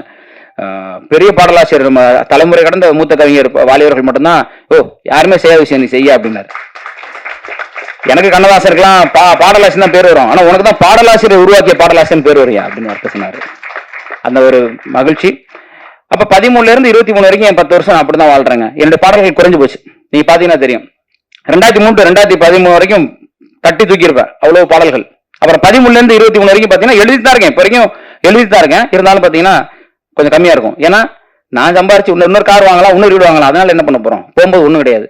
ஒரு 10 பேருக்கு அறிவை கொடுத்து செல்வது, அறிவு தானம் தான் இந்த குலத்தில் மிக சிறந்தது. சாப்பாடு போட்டு அடுத்த பசிக்கும், ஆனா அறிவை கொடுத்துட்டானா அவன் காலத்துக்கு நிலைச்சு நிற்பான். அப்புறம் நான் படிச்சேன் தமிழ்னு மேடை பேசிக்கிட்டு வளர்த்துக்கிட்டு கட்சி வளர்த்துக்கிட்டு இருக்கிறதுக்கு அதுக்கு நான் சொல்லிக் கொடுக்குறதா உண்மை. தமிழுக்கு நான் திருப்பி என்ன செய்யறேன்னு ஒண்ணு இருக்குல்ல. என் மொழி எனக்கு உணவிட்டு இருக்கிறது, என் மொழி எனக்கு கலை கற்பித்திருக்கிறது, என் மொழி என்னை வாழ்வித்திருக்கிறது. அந்த மொழிக்கு நான் என்ன செஞ்சேன்றதான் அப்பதான் கலைஞன்னு சொல்லிக்கிறது எனக்கு தகுதி இருக்கு. அந்த வகையில ஒரு 200-250 பேருக்கு எந்த பாரபட்சமும் மற்ற ஒருத்தர் சொன்னாரு, உங்களுக்கு எதிரிகளை நீங்களே உருவாக்கி கொண்டிருக்கிறாரு. நான் ரொம்ப மகிழ்ச்சி. போர்க்களத்தில் நிற்பதற்கான தைரியம் துணிச்சல் எனக்கு இருக்கிறது. என் எதிரில் நிற்பவன் ஜெயிச்சால் நான் தான் ஜெயிச்சேன், தோத்தால் நான் தானே ஜெயிச்சேன், என் பிள்ளைங்க தானே அதெல்லாம். அந்த மாதிரி ரொம்ப மகிழ்ச்சி. அதன் வழியாகத்தான் இன்னைக்கு அரணம் வந்தது. கதையை நம்பி வந்தாங்க, அவ்வளவுதான் நான் சொல்லுவேங்க. கதையை நம்பி வந்த தயாரிப்பாளர்கள் பிரச்சனைகள் இருக்கதான் செய்தது. ஒரு இயக்குனராக படம் எடுக்கும் பொழுது ஒரு விஷயத்தை பார்க்கும்போது மாற்றணும்னு தோணுச்சு. அப்பதான் மோகன் அவர்கள்லாம் வந்தாங்க. மோகன் என்ன விஷயங்கள், அவர் சில விஷயங்கள் சொன்னாங்க. அப்புறம் அப்படி இப்படின்னு மாத்தி பிரச்சனை, அதாவது சினிமா பிரச்சனை தான், அது இல்லைன்னு சொல்ல மாட்டேன். வருத்தம் என்னன்னா, இப்படி பிரச்சனையாவே ஒருத்தன் வாழ முடியுமா சினிமால? வெளியே இருந்து பிரச்சனை தான் சமாளிக்கலாம். இப்ப சேகுவேராவுக்கும் பிடல் காஸ்ட்ரோவுக்கும் அமெரிக்க ஏகாதிபத்தியத்துல இருந்தா பிரச்சனை வந்தது. சேகுவேராவும் பிடல் காஸ்ட்ரோ பிரச்சனை இருந்தா என்ன பண்றது?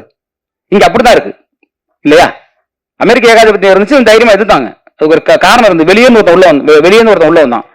உள்ள திரும்பினாலே பாடலாசிரியர் தானே நீங்க நடிக்கிறீங்களா? அங்க ஆரம்பிக்கிறது வன்மம். நீங்க ஏன் டைரக்டர் ஆறீங்க? நான் என்ன எனக்கு தோணுகிறது, எனக்கு ஒரு விஷயம் இருக்கு, என் சுதந்திரத்தை பறிப்பதற்கு உனக்கு என்ன பிரச்சனைன்ற அளவுக்கு நீ பண்ணக்கூடாது. சீரியஸா என்ன பண்ண? அப்ப எனக்கு 2 மடங்கு கோருது. தமிழ் படிச்சதுக்கு அப்புறம் அந்த தன்மானமும் சுயமும் பாரதியை படித்தது இல்லைன்னா அப்புறம் என்ன அர்த்தம் இருக்கு? அப்பதான் 2 மடங்கு நான் பாத்துக்கிறேன். அந்த உச்சம், அந்த கோபத்துலதான், இந்த கோபம் தான் ஆரணும். என்ன கேட்டீங்கன்னா, இந்த சினிமா மீது உள்ள கோபம்னு நான் சொல்றேன் இந்த இடத்துல. அவ்வளவு சிக்கல்கள் அதை எடுத்து செல்வதற்கு இருந்தது. ஒரு பொறுப்பு ஒரு திரைக்கலைஞன் வந்து எல்லா மேடையிலும் ஏன் கலைஞர்கள் அழுகிறார்கள்னு நம்ம யோசிச்சு பார்க்க வேண்டியிருக்குங்க. ரொம்ப கஷ்டமா இருக்கு. எல்லா மேடையிலும் யார் வந்தாலும் முதல்ல யார் அழுறா பாருங்களேன், நடிகர்கள் அழுறது இல்ல, எல்லா இயக்குனரும் இங்க மைக்க பிடிச்ச உடனே அழுறான். அது விஜயகுமார் ஆகட்டும், இப்ப ஃபைட் கிளப் விஜயகுமார் நீங்க எடுத்து பாருங்க, முதல்ல மைக்க பிடிச்ச மனோஜ்குமார், யாரா இருந்தாலும் மைக்க பிடிச்சுன்னு அழுறாங்கன்னா ஒரு கலைஞனை அலை வைக்கக்கூடிய இடம் எப்படிங்க நல்லா இருக்கும்? ஒரு கலைஞனுக்கான வாய்ப்பை நம்ம தரணுமா? சினிமால ஒரு கலைஞனை காயப்படுத்தலாமா? சினிமா கார்பரேட்காரர்கள் கையில போயிடுச்சு. ஒரு காலத்துல படைப்பாளிகள் கையில சினிமா இருந்தது. எனக்கு கேட்டு திரும்ப சினிமா பணக்காரர்கள் கையில இருந்து மீண்டும் படைப்பாளிகள் கரங்கள் எனக்கு சினிமா வரணும் திருப்பி. ஒரு பாலுமேந்திரா ஊட்டியில போயிட்டு அசால்ட்டா படம் எடுத்து வந்துட்டார். ஏவிஎம் எல்லாம் கையை கட்டி நான் படம் பண்ணலன்றாரு. இப்ப படம் வேற மாதிரி இருக்குங்க, நான் பண்ணல. 300 கோடி 400 கோடிக்கு குப்பையா இருக்குது. சித்தா மாதிரி, அயோத்தி மாதிரி, அற்புத கிடா வந்து புலம்புறாரு. எறும்புன்னு ஒரு படம் வந்தது, யாருக்கும் தெரியாது. ஒரு ஆகச்சிறந்த கலையை மக்கள் ரசிக்க தயாரா இருக்காங்க, சத்தியமா ரசிக்க தயாரா இருக்காங்க. சில படங்கள் திரையரங்குகளை தோற்ற படங்கள் ஓட்டில ஓடிட்டு இருக்கு. நீங்க பாத்தீங்கன்னா தெரியும், ஓ இந்த படம் வந்திருக்கா, நல்லா இருக்கு. அப்ப மக்கள்கிட்ட கொண்டு போய் சேர்க்கவே முடியல இந்த படத்தை. ஒரு படம் 1500 தியேட்டர் அவங்க தான் வருவாங்க, அத்தனை ஷோ நீங்க தான் வருவீங்க, ஓடிட்டு இருக்க படத்தை தூக்கிடுவீங்க. புது படம் வர முடியாது. அரணம் தோற்றாலும் அதை எதிர்கொள்ள தயாராக நான் நினைக்கிறேங்க. அந்த ஒன்றில் தான் நான் இருக்கேங்க. சும்மா நாச்சுக்கு நான் அரணம் ஜெயிச்சிரும், அரணம் பயங்கரமா அப்படியே ஆயிடும்லாம் எனக்கு தெரியாது. ஏன்னா இந்த கும்பல்ல இதுக்கப்புறம் அட்லீஸ்ட் நான் படத்தை எடுத்து ரிலீஸ் பண்ற தில் எனக்கு இருக்குதான்றது அவ்வளவுதான். எனக்கு அதுக்குதான் வந்து நிக்கிறேன், அவ்வளவுதான். எதிர்கொள்றதுக்கு தயாரா இருக்கேன். அதாவது உண்மையை சொல்ல போனா இந்த திமிங்கலங்களுக்கு மத்தியில் நான் தோல்வியை எதிர்கொள்வதற்கு தயாரா வந்து நிக்கிறேன், அவ்வளவுதான். அப்புறமா அடுத்த படம் பண்ணணும், அதுக்காக ஓடிலாம் பெற மாட்டேன், அதான் உண்மை. படைப்பாளிகள் கரங்களை திருப்பி சினிமா வரணும். எங்களுடைய தனித்தனி படைப்பாளிகள் எடுத்த சினிமா எங்களுக்கு மீண்டும் வேணும். உங்க 200 கோடி 300 கோடி குப்பைகளை தயவு செஞ்சு எங்கேயாவது எடுத்துப்படுங்க. நல்ல நல்ல கலைஞர்களை, நல்ல கலைஞர்களை, கலைகளை கொண்டாடுவதற்கு எங்கள் பத்திரிகையாளர்கள் இருக்கிறார்கள், மக்கள் இருக்கிறார்கள். இடையில பூந்துட்டு நீங்க பண்ற அட்டகாசம் தாங்க முடியல. ஒரு இடத்திலையும் நீங்கள் கொடுக்கக்கூடிய சிக்கல்கள் வந்து சினிமாவை சீரழித்துக் கொண்டிருக்கிறது. ஒரு படம் எடுத்தா ட்ரக்ஸ் அட்டி தட்டி வெட்டி இதையே நீங்க படமா காமிச்சீங்கன்னா மக்களுக்கு என்ன சொல்றீங்க? மக்களுக்கு என்ன கருத்தை நீங்க கொடுக்குறீங்க? என் படத்துல வெட்டு இருக்குங்க, எதுக்கு வெட்டான்? என் படத்துல பிரச்சனை இருக்குங்க, எதுக்கு பண்றான்? சமூக அறம் வேணாமா ஒரு கலைஞனுக்கு? ஒரு கலைஞன் ஒரு கதையை பேசுகிற பொழுது, ஒரு கலையை மக்களிடம் கொண்டு செல்கிற பொழுது அடிப்படை அறம் வேணாமா? ஏன் சித்தா கொண்டாடப்படுது? ஒரு பெண் குழந்தை மீதான பாலியல் வன்முறை பேசுகிற பொழுது எத்தனை குடும்பங்களுக்கு அது போய் சேருது? ஏன் அயோத்தி கொண்டாடப்பட்டுச்சு? எங்கிருந்தோ அந்த வடநாட்டு பெண்ணுக்கான ஒரு அன்பை எங்கிருந்தோ ஒருத்தன் செலுத்தினான்ற போது அந்த படம் எவ்வளவு பேருக்கு போய் சேருது? சினிமா சாதாரண கலை இல்லை, அது அற்புதமான ஒரு இடம். அதில் 1000 விஷயங்களை சொல்ற இடத்துல வந்துட்டு அவ்வளவு ஒரு அட்டகாசமான ஒரு விஷயமா, காசு மட்டும் இருந்தா போதும் என்ன வேணா பண்ணலான்னு படம் பண்றாங்க. அப்ப பண்ணிட்டு போங்க, ஏதோ ஒன்று பண்ணுங்க. ஆனா உண்மையிலுமே சினிமா பண்ண விட சீரியஸா கிடா இயக்குனரை நினைச்சு பார்க்கும்போது வருத்தமா. 10 டிக்கெட்டுக்கு கடையில் வெளியே போனான்னு சொல்றாங்கன்னா எப்படி ஒரு திருப்பி கிடா எடுப்பார்? அழகர் சாமியின் குதிரை எடுத்த சுசீந்திரன் என்ன பண்றாரு? நான் மகாநாள்ல எடுத்து 100 நாள் வெற்றி பெற்ற அவர் எந்த தைரியத்தில் அழகர் சாமியின் குதிரை எடுத்து வந்து பண்ணாரு? அவரை திருப்பி அடிச்சு விரட்டி அவர் திருப்பி கமர்ஷியல் சினிமாவுக்கு போயிட்டு வருவார். இப்ப கலைஞர்களை ஊக்குவிக்க வேண்டும்ன்றது, ஏன்னா ஒரு கலைஞனா அந்த வேதனை எனக்கு இருக்கு. இப்ப இந்த இடமே எனக்கு அதுதான் நான் பதிவு செய்ய விரும்புறேன் நண்பர்களே. அதாவது என்ன செய்யும் சினிமா, என்ன ஒரு பொறுப்பா, என்ன அது ஆன்டி டிப்ரெஷன், இன்சோம்னியா, அதாவது போயிடுச்சு, உச்சகட்டத்துக்கு போயிடுச்சு. ஒரு ஆரம்பத்துல நிற்கும் போது ஒரு 100 பேர் நிக்கிறான், திரும்பி பார்க்கும்போது இந்த வடிவேல் காமெடியில் வர மாதிரி எங்கடா இங்க இருந்த ஒருத்தரையும் காணான்ற மாதிரி ஓடி போறான். ஒருத்தருமே இல்லைங்க பின்னாடி. பாடலாசிரியர் பிரியம் மட்டும் நிக்கிறான், எங்கடா யாரையும் காணோம். இந்த படத்துக்கு வேற பணம் வாங்கிக்கலாம் வெளியே. எனக்கு ஒரு சாதனை வேணும்னு ஆசை. எப்படி பாடலாசிரியர் வாங்கின பாடலாசிரியர் தமிழ் திரைப்பாக்கூட மாணவர்கள் மட்டுமே தயாரித்த சாதனை இப்ப மோகனவர்கள் இங்க பதிவு செய்யறாரு. அதை நான் செஞ்சதுனால தானாச்சு, வெளியிருந்து காசு வாங்க வந்திருக்குமா? அதை செய்வதற்காக அத்தனை சிரமங்களை, போராட்டங்களை தாங்க வேண்டியிருக்கு. மருத்துவமனையில் அட்மிட் ஆயிருங்கட்டாங்க. என்ன உச்சகட்ட ஆன்டி டிப்ரெஷன்ல இருக்கீங்க, உங்களுக்கு செக் பண்ணும்போது இன்சோம்னியால 6 மாசம் ஒருத்தன் தூங்குவேல்னா அப்படி இருக்கும். தூக்கம் வந்து படத்துக்காக இல்ல, இவங்க பண்ற அக்க போறது. ஒரு கலைஞன் இதுக்கு மேல பண்ற கஷ்டப்படுத்துவீங்க அக்க போறா இருக்கு. இன்னும் யோசிச்சு பாருங்க, இன்னும் வரவே நானு இன்னும் வந்தா என்ன பண்ணுவாங்கன்னு தெரியல. இப்பதான் கால் எடுத்து வைக்கிறோம், அதே வைக்க விட போறாங்களா அடிச்சு முடிச்சுவாங்களான்னு எனக்கு தெரியல. அது பரவாயில்ல, இருந்தாலும் நான் பாட்டு எழுந்து போயிடுவேன். இல்ல அதுவும் தரலன்னா தமிழோடு வாழ்ந்துருவேன். கடைசி வரைக்கும் தமிழ் தான் எனக்கு. அந்த தமிழ் என்னை காப்பாற்றும், தமிழை நேசிச்சு போயிட்டே இருப்பேன், அவ்வளவுதான். அந்த தமிழ் எதை தருதோ, எங்கேயாவது 4 பிள்ளைங்களுக்கு பாடம் சொல்லி கொடுத்தா வாழ்ந்துருவேன். இவங்க நம்பின்னு யாரும் இல்லை. வருத்தமா இருக்க, தவறா இருக்காதீங்க. என்னுடைய உணர்வை இதை விட்டா இந்த மேடையில பதிவு செய்ய முடியாது. ஏன்னா இன்னும் வெளியே வரல, எடுத்து முடிக்கிறதுக்குள்ள அவ்வளவு பிரச்சனைகள், போராட்டங்கள்ல நின்றுட்டு இருக்கோம். எங்க தொட்டாலும் பணம், எங்க தொட்டாலும் அரசியல். இன்னைக்கு நாளைக்கு எங்களுக்கு தெரியல எத்தனை திரையரங்கு வரப்போகுது அப்படின்னு. 22 நவம்பர் 24 இருந்து எனக்கு தெரிஞ்சு ஓடி வந்துட்டு இருக்கோம் நாங்க. நவம்பர் 24 வேணாங்க படம் அடுத்து ஐயோ வேணாங்க, அடுத்து எங்க வந்துடலாங்க, நம்ம தான் தெரிஞ்சு போச்சு என்ன நடக்க போகுதுன்னு. நம்ம 300 நாள் ஓட போறோம். இன்னைக்கு எத்தனை பெரிய படம் வந்தாலும் 10 நாள், 1 வாரம், அதிகபட்சம் தாண்டா 2 வாரம். ஆகச்சிறந்த படங்களுக்கு அப்படின்ற போது நாங்க ஒரு எளிய படம், ஒரு எளிய மனிதனோட முயற்சிங்கும் போது எங்களை 1 வாரம் தாங்க விடுறாங்கன்னு தெரியல. நான் தான் தயாராயிட்டேன் அவர்கிட்ட. இப்படி யாராவது ஒரு ஒரு பொறுப்புல போய் டிஸ்ட்ரிபியூட்டர் சொல்லி பாலும் தெரியல, என் படம் என்னன்னாலும் பரவாயில்ல ரிலீஸ் பண்ணுங்கன்னு சொன்னேன் அவர்கிட்ட. ஏன்னா ஒரு படம் பார்த்த விஷயம் சொன்னார். அதில் நான் அறிவுத்திர அவர்களுக்கு ரொம்ப நான் நன்றி தெரிவிச்சுக்கிறேன். 2-3 வெளியீட்டாளர்கள் வந்தாங்க, எல்லாருமே வெளியீட்டாளர்கள். இவர் அறிவுத்திர சார்ட்ட ஏன் கொடுத்தனா ஒரே விஷயம், அவர் டைரக்டர் ப்ரொடியூசர், என் வலி என்னன்னு அவருக்கு தெரியும், ஒரு கலைஞரோட வலி என்னன்னு ஒரு கலைஞனுக்கு தெரியுன்ற ஒரே காரணத்தினாலதான் அவரு எடுத்துக்கிட்டாருங்க. அவருடைய பெருந்தன்மை படம் பார்த்த உடனே படம் ரொம்ப பிடிச்சு போச்சு. தமிழ்நாடு, கேரளா, கர்நாடகா எனக்கு கொடுத்துருங்க சார் அப்படின்னாரு. எப்படி இருக்கும் காதல கேட்கும் போது, நம்ம படத்தை ஒருத்தர் வாங்கிக்கிறேன்றாரு, பரவாயில்லையே. ஏன்னா வர்றவங்க எல்லாம் ஒரு கதை சொல்றான், அதை மாத்துன்றாங்க. அப்படி திரு அறிவுத்திரா அவர்கள் இப்ப கையை பிடிச்சி நிக்கிறதுனால ஓரளவுக்கு நான் நகர்ந்து போறேன். இல்லைன்னா ஒத்தாலாம் நின்றுட்டு இருந்தேன், என்ன பண்றேன்னு தெரியல. இத்தனைக்கு இவ்வளவு பேர் சினிமாவில் நம்ம சுத்தி நிக்கிறான், எங்க போனா என்னே தெரியல. எல்லாரும் நான் பெருமையால சொல்றேன், நான் அவர் கூப்பிடுவேன், நான் இவரை கூப்பிடுவேன், நான் நம்பிட்டு இருந்தேன். அவங்க வந்துருவாங்க, நம்ம தான் பாட்டு எல்லாமே நம்ம ஹிட்டு கொடுத்துருக்கோமே, எவ்வளவு பாட்டு ஹிட்டு கொடுத்துருக்கோம். ஒரு ஃபோன் பண்ணா நமக்கு சப்போர்ட் பண்ணிட போறாங்க, ஒரு ஃபோன் பண்ண வாங்க கவிஞரன் பண்ணிடுவாங்கன்னு நினைச்சேன். திரும்பி பார்த்தா ஒருத்தனையுமே காணோம். திருப்பி அடிக்கணும் போல எல்லாரையும். இதுக்காக ஜெயிக்கணும்னு தோணுது, இதுக்காக எந்திரிச்சு வந்துடணும்னு தோணுது. அந்த வகையில் அறிவுத்திரா அவர்களுக்கு என்னுடைய நன்றியை தெரிவிச்சுக்கிறேன் சார். ஏன் கூட நான் தான் ஓடுறேன், அவர் ஒரு ஏதாவது பெரிய ஆர்டிஸ்ட் படம் மட்டும் போக வேண்டியதானே, என் படத்தை வெளியிடுறதுக்காக போராடிட்டு இருக்காரு அவருக்கும் போது அது ஒரு ரொம்ப மகிழ்ச்சி.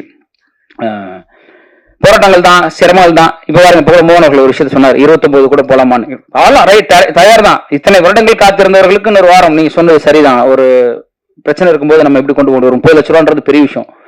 அந்த வகையில அதை கண்டிப்பா செய்யணும். அதனால அதோட கொடுமை உத்ராவர்கள் பதிவு மீண்டும் பதிவுறேன். வெளிப்படம் வந்தது கூட பரவாயில்லைங்க, முத்து ஆளா வந்தான்னு 10 வருஷம் அவங்க என்ன சம்பாரிச்சாங்கல்ல, திருப்பி அதை வேற கொண்டு வரீங்க நீங்க. இருக்கிறவங்களுக்கே தியேட்டர் கிடைக்க மாட்டேங்குது, இருக்கிற படத்தை ரிலீஸ் பண்றதுக்கு ப்ரொடியூசர் சாவுறான். இவங்க உட்காந்துட்டு எங்கெங்கயோ அவங்க 10 வருஷம் சம்பாரிச்சதெல்லாம் குப்பையை போட்டு நோண்டி திருப்பி எடுத்து திருப்பி நீங்க தான் சம்பாரிச்சிட்டீங்கல்ல. இன்னைக்கு மட்டும் 3 தியேட்டர் ஓடுதுங்களாங்க, திருப்பி அந்த தியேட்டர் நீங்க படத்தை போட்டா எங்க யார் நீங்க தான் சினிமா கொள்றீங்க. அப்புறம் நல்ல படம் வரல, மலையாளத்துல சினிமா சூப்பரா இருக்கு, தெலுங்குல சூப்பரா இருக்கு, அங்க அருமையான கதை பண்றாங்கன்னா நாங்க தான் கதை பண்றோமே, நீங்க பார்க்க விட மாட்டீங்களே. நீங்க திருப்பி வேற படங்களை 10 வருஷம் கழிச்ச படம் தேவையாங்க, நீங்க சொல்லுங்க. அவன் டிவில 100 தடவை பார்த்திருப்பாங்க மக்கள். அதை இன்னைக்கு போய் திரையரங்குக்கு போய் பாருங்க, வெளியே முழுக்க ஏதோ 10 வருஷம் பழைய படம் போஸ்ட் ஒட்டிச்சிருக்காங்க. இல்லைன்னா ஹிந்தி படம் இருக்கு. அக்வாமேனுக்கும் நமக்கு என்ன சம்மந்தம் இருக்கு? அக்வாமேனுக்கும் நமக்கு என்ன சம்மந்தம் இருக்கு சொல்லுங்க. அவன் சம்பாதிப்பாங்க, உலகளாவிய எல்லாம் சம்பாதிப்பான். என் தயாரிப்பாளர் அத்தனை 1000 படத்தை வச்சுக்கிட்டு எங்களுக்கு ஒரு கரம் கலைச்சிடாத. அந்த படத்துக்கு பின்னாடி ஒரு 1000 குடும்பம், 500 குடும்பம் இருக்கு. அவெல்லாம் ஒரு சினிமா ஜெயிச்சிட மாட்டோமா, வந்துட மாட்டோம் நம்ம. நீங்க அக்வாமேனு டங்கு டுங்குன்னு நீங்க கொண்டு வந்தீங்கன்னா அதையாவது விட்டு தொலைங்க. முத்துவெல்லாம் இப்ப யாருங்க கேட்டாப்பாங்க? டிவில ஒரு 300 தடவை போட்டாங்க. யூடியூப்லயே 10 லாங்குவேஜ் இருக்குது. நீங்க ஹிந்தியெல்லாம் ரஜினி பேசுவார், நீங்க போட்டீங்கன்னா விட்டா கொரியன்ல பேசுவார், ஜப்பானீஸ் எல்லாம் பேசுறாரு. ஏன்னா ஒரு ஜப்பான் ரசிகர். அவ்வளவு தூரம் பார்த்த படத்தை திருப்பி எடுத்துட்டு தியேட்டர் பிடிச்சுக்கிட்டு புரியலங்க எனக்கு. ஒரு சினிமா பண்றோம், கொண்டு போறோம், எவ்வளவு ஒரு புதுசா சொல்றேன். நீ நல்லா திட்டுங்க, சட்டை பிடிச்சு திட்டுங்க. பாக்கிலே பேசுறியா, உன் படம் நல்லா இல்ல, கருத்து என்ன சொல்றேன்னு திட்டுங்க. அப்ப நாங்க வாங்கிக்கிறோம். நாங்க திருப்பி ஒரு நல்ல படம் திருப்பி கொண்டு கொடுக்குறோம். அதுக்கு எங்களுக்கு இடத்த கொடுங்க, வாய்ப்பு கொடுங்க, எங்க படத்தை விற்கிறதுக்கான இடத்த கொடுங்க.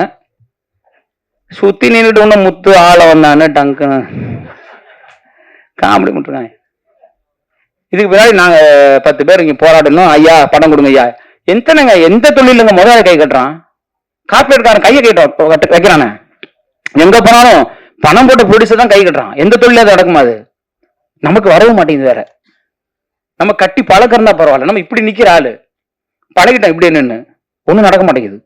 சரி, நடக்கட்டுங்க. ரொம்ப மகிழ்ச்சி ஐயா. என்னுடைய படத்துடைய முதல் பார்வையும் பத்திரிகையாளர்கள் தான் வெளியிட்டீங்க. நான் என்றைக்குமே உயிரா நேசிக்கிற பத்திரிகையாளர்கள், உங்களுக்கு தெரியும்.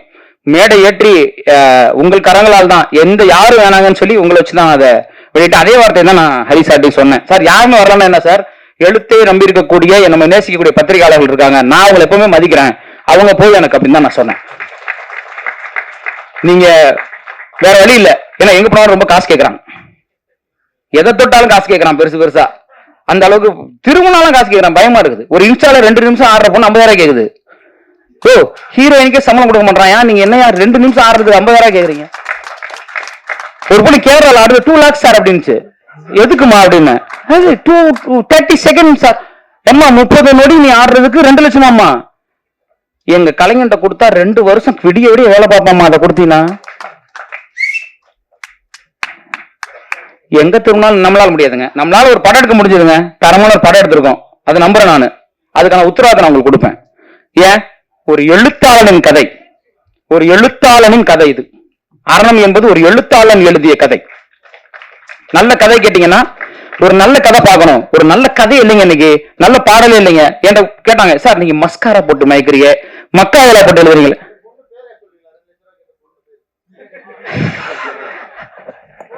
அது நம்ம அமலா சாஜி தான், வேற யாரு? பிளைட்லாம் போட்டு தெரியும் வேற கேட்டுச்சு. ஏமா நானே பிளைட்ல போலாமா, எங்கம்மா பிளைட்ல போட்டு கூட்டு போனோன்னு தலை சுத்திருச்சு எனக்கு.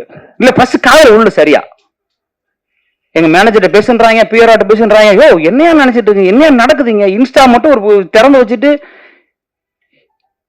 பிலிம் நியூஸ் ஆனவன் மாதிரி எப்பேற்பட்ட பத்திரிகையாளர்கள் இருந்த துறைங்க அது. எப்பேற்பட்ட மூத்த பத்திரிகையாளருங்க அவரு. என்ன நான்லாம் அவர் இருக்கும்போது இருந்தன்றது எனக்கு பெரிய மகிழ்ச்சி. என்னெல்லாம் அவர் வந்து எழுதினார், தம்பி சொல்லுப்பா முகவரி சொல்லுப்பான்னு. அப்பேற்பட்ட எழுத்தாளர்கள் இன்னுமே சாலைகள்ல பயணிச்சுட்டு இருக்கிறாங்க. நீங்க எங்கேயாவது இருந்துகிட்டு 10 லட்சம் கூட 20 லட்சம் கூட எங்க திரும்பினாலும் எதை தொட்டாலும் காசு. ஒரு கலையை மக்களிடம் கொண்டு சேர்ப்பதற்கு இவ்வளவு போராட்டமா இருக்கு. என் பத்திரிகையாளர்கள் எவ்வளவு சப்போர்ட் பண்றாங்க. நீங்க யாருன்னே தெரியல உட்காந்துட்டு நாங்க அவங்களுக்கு கொடுப்போம் அப்படின்னு நினைச்சா அவங்களுக்கு எல்லாம் ஆளாளுக்கு ஒரு வீடு வாங்கி கொடுத்துருவோம். உங்களுக்கு எல்லாம் எங்க வாங்குங்கன்னு சீரியஸாங்க, ரொம்ப கொடுமையா இருக்கு. அந்த வகையில அறம் ஒரு எழுத்தை நம்பி உருவாக்கப்பட்ட ஒரு திரைப்படம், ஒரு சிறந்த கதை. அது உரிமையா நான் சொல்ல முடியும். முதல் பாதி இன்டர்வல் இடைவேளை அப்ப நீங்க படம் பார்த்துட்டு போட்டியே வைக்கலாம். 1 லட்சம் ரூபா நான் கொடுக்குறேன். செகண்ட் ஹாஃப் என்னன்னு சொல்லிட்டீங்கன்னா அப்படியே சொல்லாங்க. அரணம் படத்தை பார்த்துட்டு முதல் பகுதியை பார்த்துட்டு இடைவேளைக்கு பிறகு வெளியே வந்துட்டு இல்ல இடைவேளை மேடையிலேயே நீங்க இதாங்க நீங்க சொல்லிட்டீங்கன்னா நான் மேடையில 1 லட்சம் ரூபாய் கொடுத்துடலாம். அந்த திரைக்கதை அப்படி இருக்கும். அந்த கதை ஒன்றை நோக்கி ஆரம்பித்து ஒரு உணர்வை பிரதிபலித்து வரது நின்றோம். இந்த படம் முதல் முறை ஒரு பெரிய தயாரிப்பாளர் ஒருத்தர் வந்தார், வெளியீட்டாளர். அவர் ஒரு ஆளு விட்டுருங்க, அவர் அவன்டா அப்படின்ற மாதிரி ஒரு ஆளு. படம்லாம் பார்த்துட்டு இது ரிஸ்க் எடுக்க மாட்டேன் அப்படின்னாரு. எனக்கு நல்லா இருந்தது. ஃபர்ஸ்ட் ஆஃப் முதல் பகுதி முழுக்க ஒரு ஸ்கிரீன் பிளே, ஒரு திரைக்கதை. 2வது பகுதி முழுக்க வேறொரு திரைக்கதை. இது வரைக்கும் அப்படி பதிவு செஞ்சதில்லை. அவர் சொன்னார் இப்படி பண்ணக்கூடாது, நீங்க ஸ்கிரீன் பிளே ஜம்ப் பண்ணிருக்கீங்க. முதல் பகுதி முழுக்க ஒரு திரைக்கதை சொன்னீங்கன்னா அதை நோக்கியே தான் போகணும். நான் ஏன் சார் அதை நோக்கியே போகணும்னு கேட்டேன். எவனா மாத்துறது? அப்ப முதல் பகுதி முழுக்க ஒரு திரைக்கதை, இடைவேளைக்கு பிறகு நீங்க வந்து படம் பார்க்க ஆரம்பிச்சீங்கன்னா வேற ஒரு டைப் ஆஃப் ஸ்கிரீன் பிளே, வேற ஒரு வகையான திரைக்கதை ஓடும். அங்க முதல் பகுதியில் இருந்த ஒரு வசனம், ஒரு கேரக்டர், ஒரு பொருள் கூட உங்களுக்கு 2வது பகுதியில் இன்னொரு பதில கொடுக்கும். இந்த வாழ்க்கை இப்படி நேராக பார்க்கும்போது ஒன்றை சொல்கிறது, ஆனா அதற்கு இன்னொரு முகம் இருக்கும்ல, உண்மையான முகம் இருக்கும்ல. அதை சொல்லும் போது அட அப்படியா, ஓ அதான் இப்படியா அப்படின்னு உங்களை உடைச்சு உங்களுடைய பதில் எல்லாம் கொடுத்துக்கிட்டே முடிச்சு அவுத்துட்டே வரும். அதுவும் ஒரு படத்துக்கு கிளைமாக்ஸ் சொல்லிட்டு படம் பண்றதுக்கு பெரிய திமிரு வேணும். நான் கிளைமாக்ஸ் சொல்லிட்டேன், நீங்க படம் ஆரம்பிச்சு கொஞ்ச நேரத்துல கிளைமாக்ஸ் தெரிஞ்சிடும் உங்களுக்கு. ஆனா அது எப்படி நடந்ததுன்னு ஓப்பன் கிளைமாக்ஸ் வச்சுட்டு இவங்க ஒரு திரைக்கதை எழுதியிருக்காங்க. ரொம்ப திமிரா இருக்கும் பேசும்போது. அதான் உண்மை இருக்க யதார்த்தத்தை நான் சொல்லி ஆகணும். அப்படிப்பட்ட ஒரு திரைக்கதை. அப்போ ஒரு நல்ல கதையை, நல்ல திரைக்கதையை, ஒரு நல்ல திரைப்படத்தை நீங்க பார்க்கணும் நம்பினீங்கன்னா நிச்சயமா அரணம் உங்களுக்கு அதை வழங்கும். எங்களிடம் பெரிய பொருளாதாரம் கிடையாது, எங்களிடம் பெரிய நடிகைகள் கிடையாது, எங்களிடம் பெரும் புள்ளிகள் கிடையாது, எங்களிடம் பெரும் தயாரிப்பாளர்கள் கிடையாது. எங்களிடம் பெருந்தமிழ் இருக்கிறது, நல்ல கதை இருக்கிறது, நல்ல திரைக்கதை இருக்கிறது. எழுத்தை நம்புகிறவர்கள், ஒரு நல்ல திரைப்படம் பார்க்க வேண்டும் என்று நம்புகிறவர்கள், முடிவில் ஒரு நல்ல படம் பண்ணாயா நல்லா இருந்தது அப்படின்னு நீங்க சொல்லக்கூடிய ஒரு படமா அரணம் இருக்கும். இந்த வாழ்வின் எங்கெல்லாம், அதாவது தூர வானில் பறந்தாலும் பறவை மேகம் ஆகாது, மரக்கிளைதான் அதன் கூடு இறங்காமல் போகாதுன்னு ஒரு கவிதை எழுதினேன். அந்த மாதிரி இந்த வாழ்வு எதை நோக்கி நீங்கள் எத்தனை கோடி பேரை சுற்றி வந்தாலும் இறுதியில் நீங்கள் அடைவது உங்கள் வீடு என்கிற கூடு. அந்த வீடும் அந்த வீட்டுக்குள்ள இருக்கிற அந்த 4 பேரும் 3 பேரும் எவ்வளவு முக்கியன்றத இந்த அரணம் பேசுது. இந்த சமூகம் எவ்வளவு முக்கியன்றத சாதாரண, அதுக்காக உடனே மெசேஜ் எல்லாம் சொல்றேன்னு நினைச்சிடாதீங்க. கதையோட்டத்தோட போகும். மகிழ்ச்சி, நிறைய பேச நினைக்கிறேன். நல்லபடியாக உங்களுடைய அன்பை கொடுங்கள். இந்த இந்த இதெல்லாம் போனதுக்கு அப்புறம் என்ன படமா விட்டானுங்கன்னா அடுத்த படத்துல சந்திப்போம். இந்த படத்தை வெளியில விட்டாங்கன்னா வெளியில சந்திப்போம். படம் கொஞ்சமாவது ஓடிடுச்சுன்னா சந்தோஷம். என் தயாரிப்பாளர்கள் ஒரு வார்த்தை சொன்னார், அதுதான் எனக்கு தைரியமே. இவ்வளவு தைரியத்தை நான் தனியா எப்படி எடுக்க முடியும்? என் தயாரிப்பாளர்கள் தோற்றாலும் என்னோடு நிற்பார்கள்ன்ற நம்பிக்கை எனக்கு இருக்கு. அந்த நம்பிக்கையில படம் பண்ணியிருக்கேன். வெற்றியோ தோல்வியோ எதிர்கொள்ள தயாராக இருக்கிறேன். எது வந்தாலும் ஏற்றுக்கொள்கிறேன். என் படம் நல்ல படம் என்னன்னு தெரியும். தோத்ததுக்கு காரணம் சினிமாக்காரன் தான் அப்படின்றத இங்கேயே சொல்லிட்டு, ஜெயிச்சா நாங்க, தோத்தா நீங்க அப்படி ஓப்பனா சொல்லுவேன் அப்படின்றத இந்த மேடையில வச்சு நீங்கள் தயவு செய்து என் தமிழ் சொந்தங்கள், என் எழுத்தாளர்கள், என் எழுத்தை தயவு செய்து மக்களிடம் கொண்டு போய் சேர்த்து இந்த ஒரு எளிய கலைஞனை, ஒரு பாடலாசிரியனை, இன்னும் 250 பாடலாசிரியர்களை மேடை ஏற்ற போகிறவனை, இன்னும் 500 கலைஞர்களை மேடைக்கு கொண்டு வர போகிறவனை ஆசீர்வதிச்சு ஒத்துழைப்பு கொடுங்கன்னு இந்த தருணத்தில் கேட்டுக்கிறேன். நன்றி.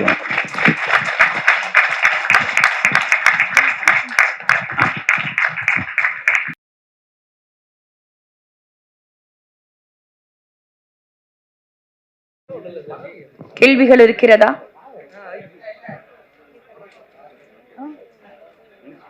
சோ ஆடியோ லான்ச்கான டைம், அரணம் படத்தோட ஆடியோவை ரிலீஸ் பண்ண இருக்கிறோம்.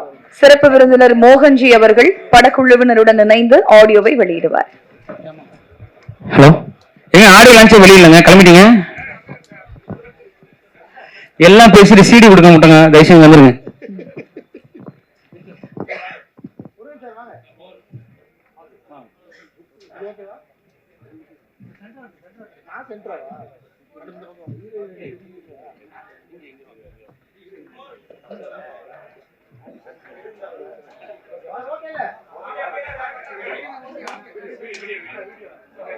Okay, first video.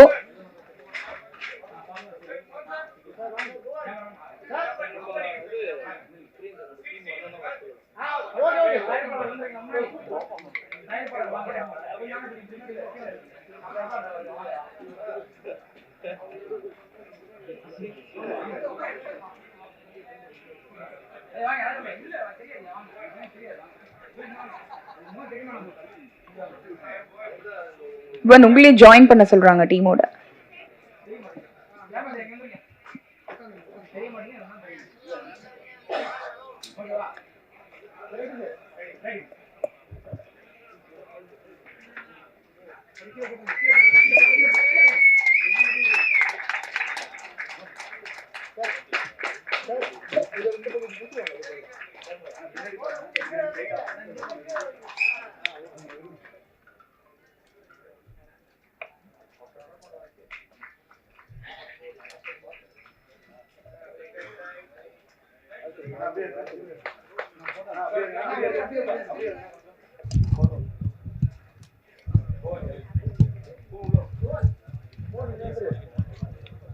Salve,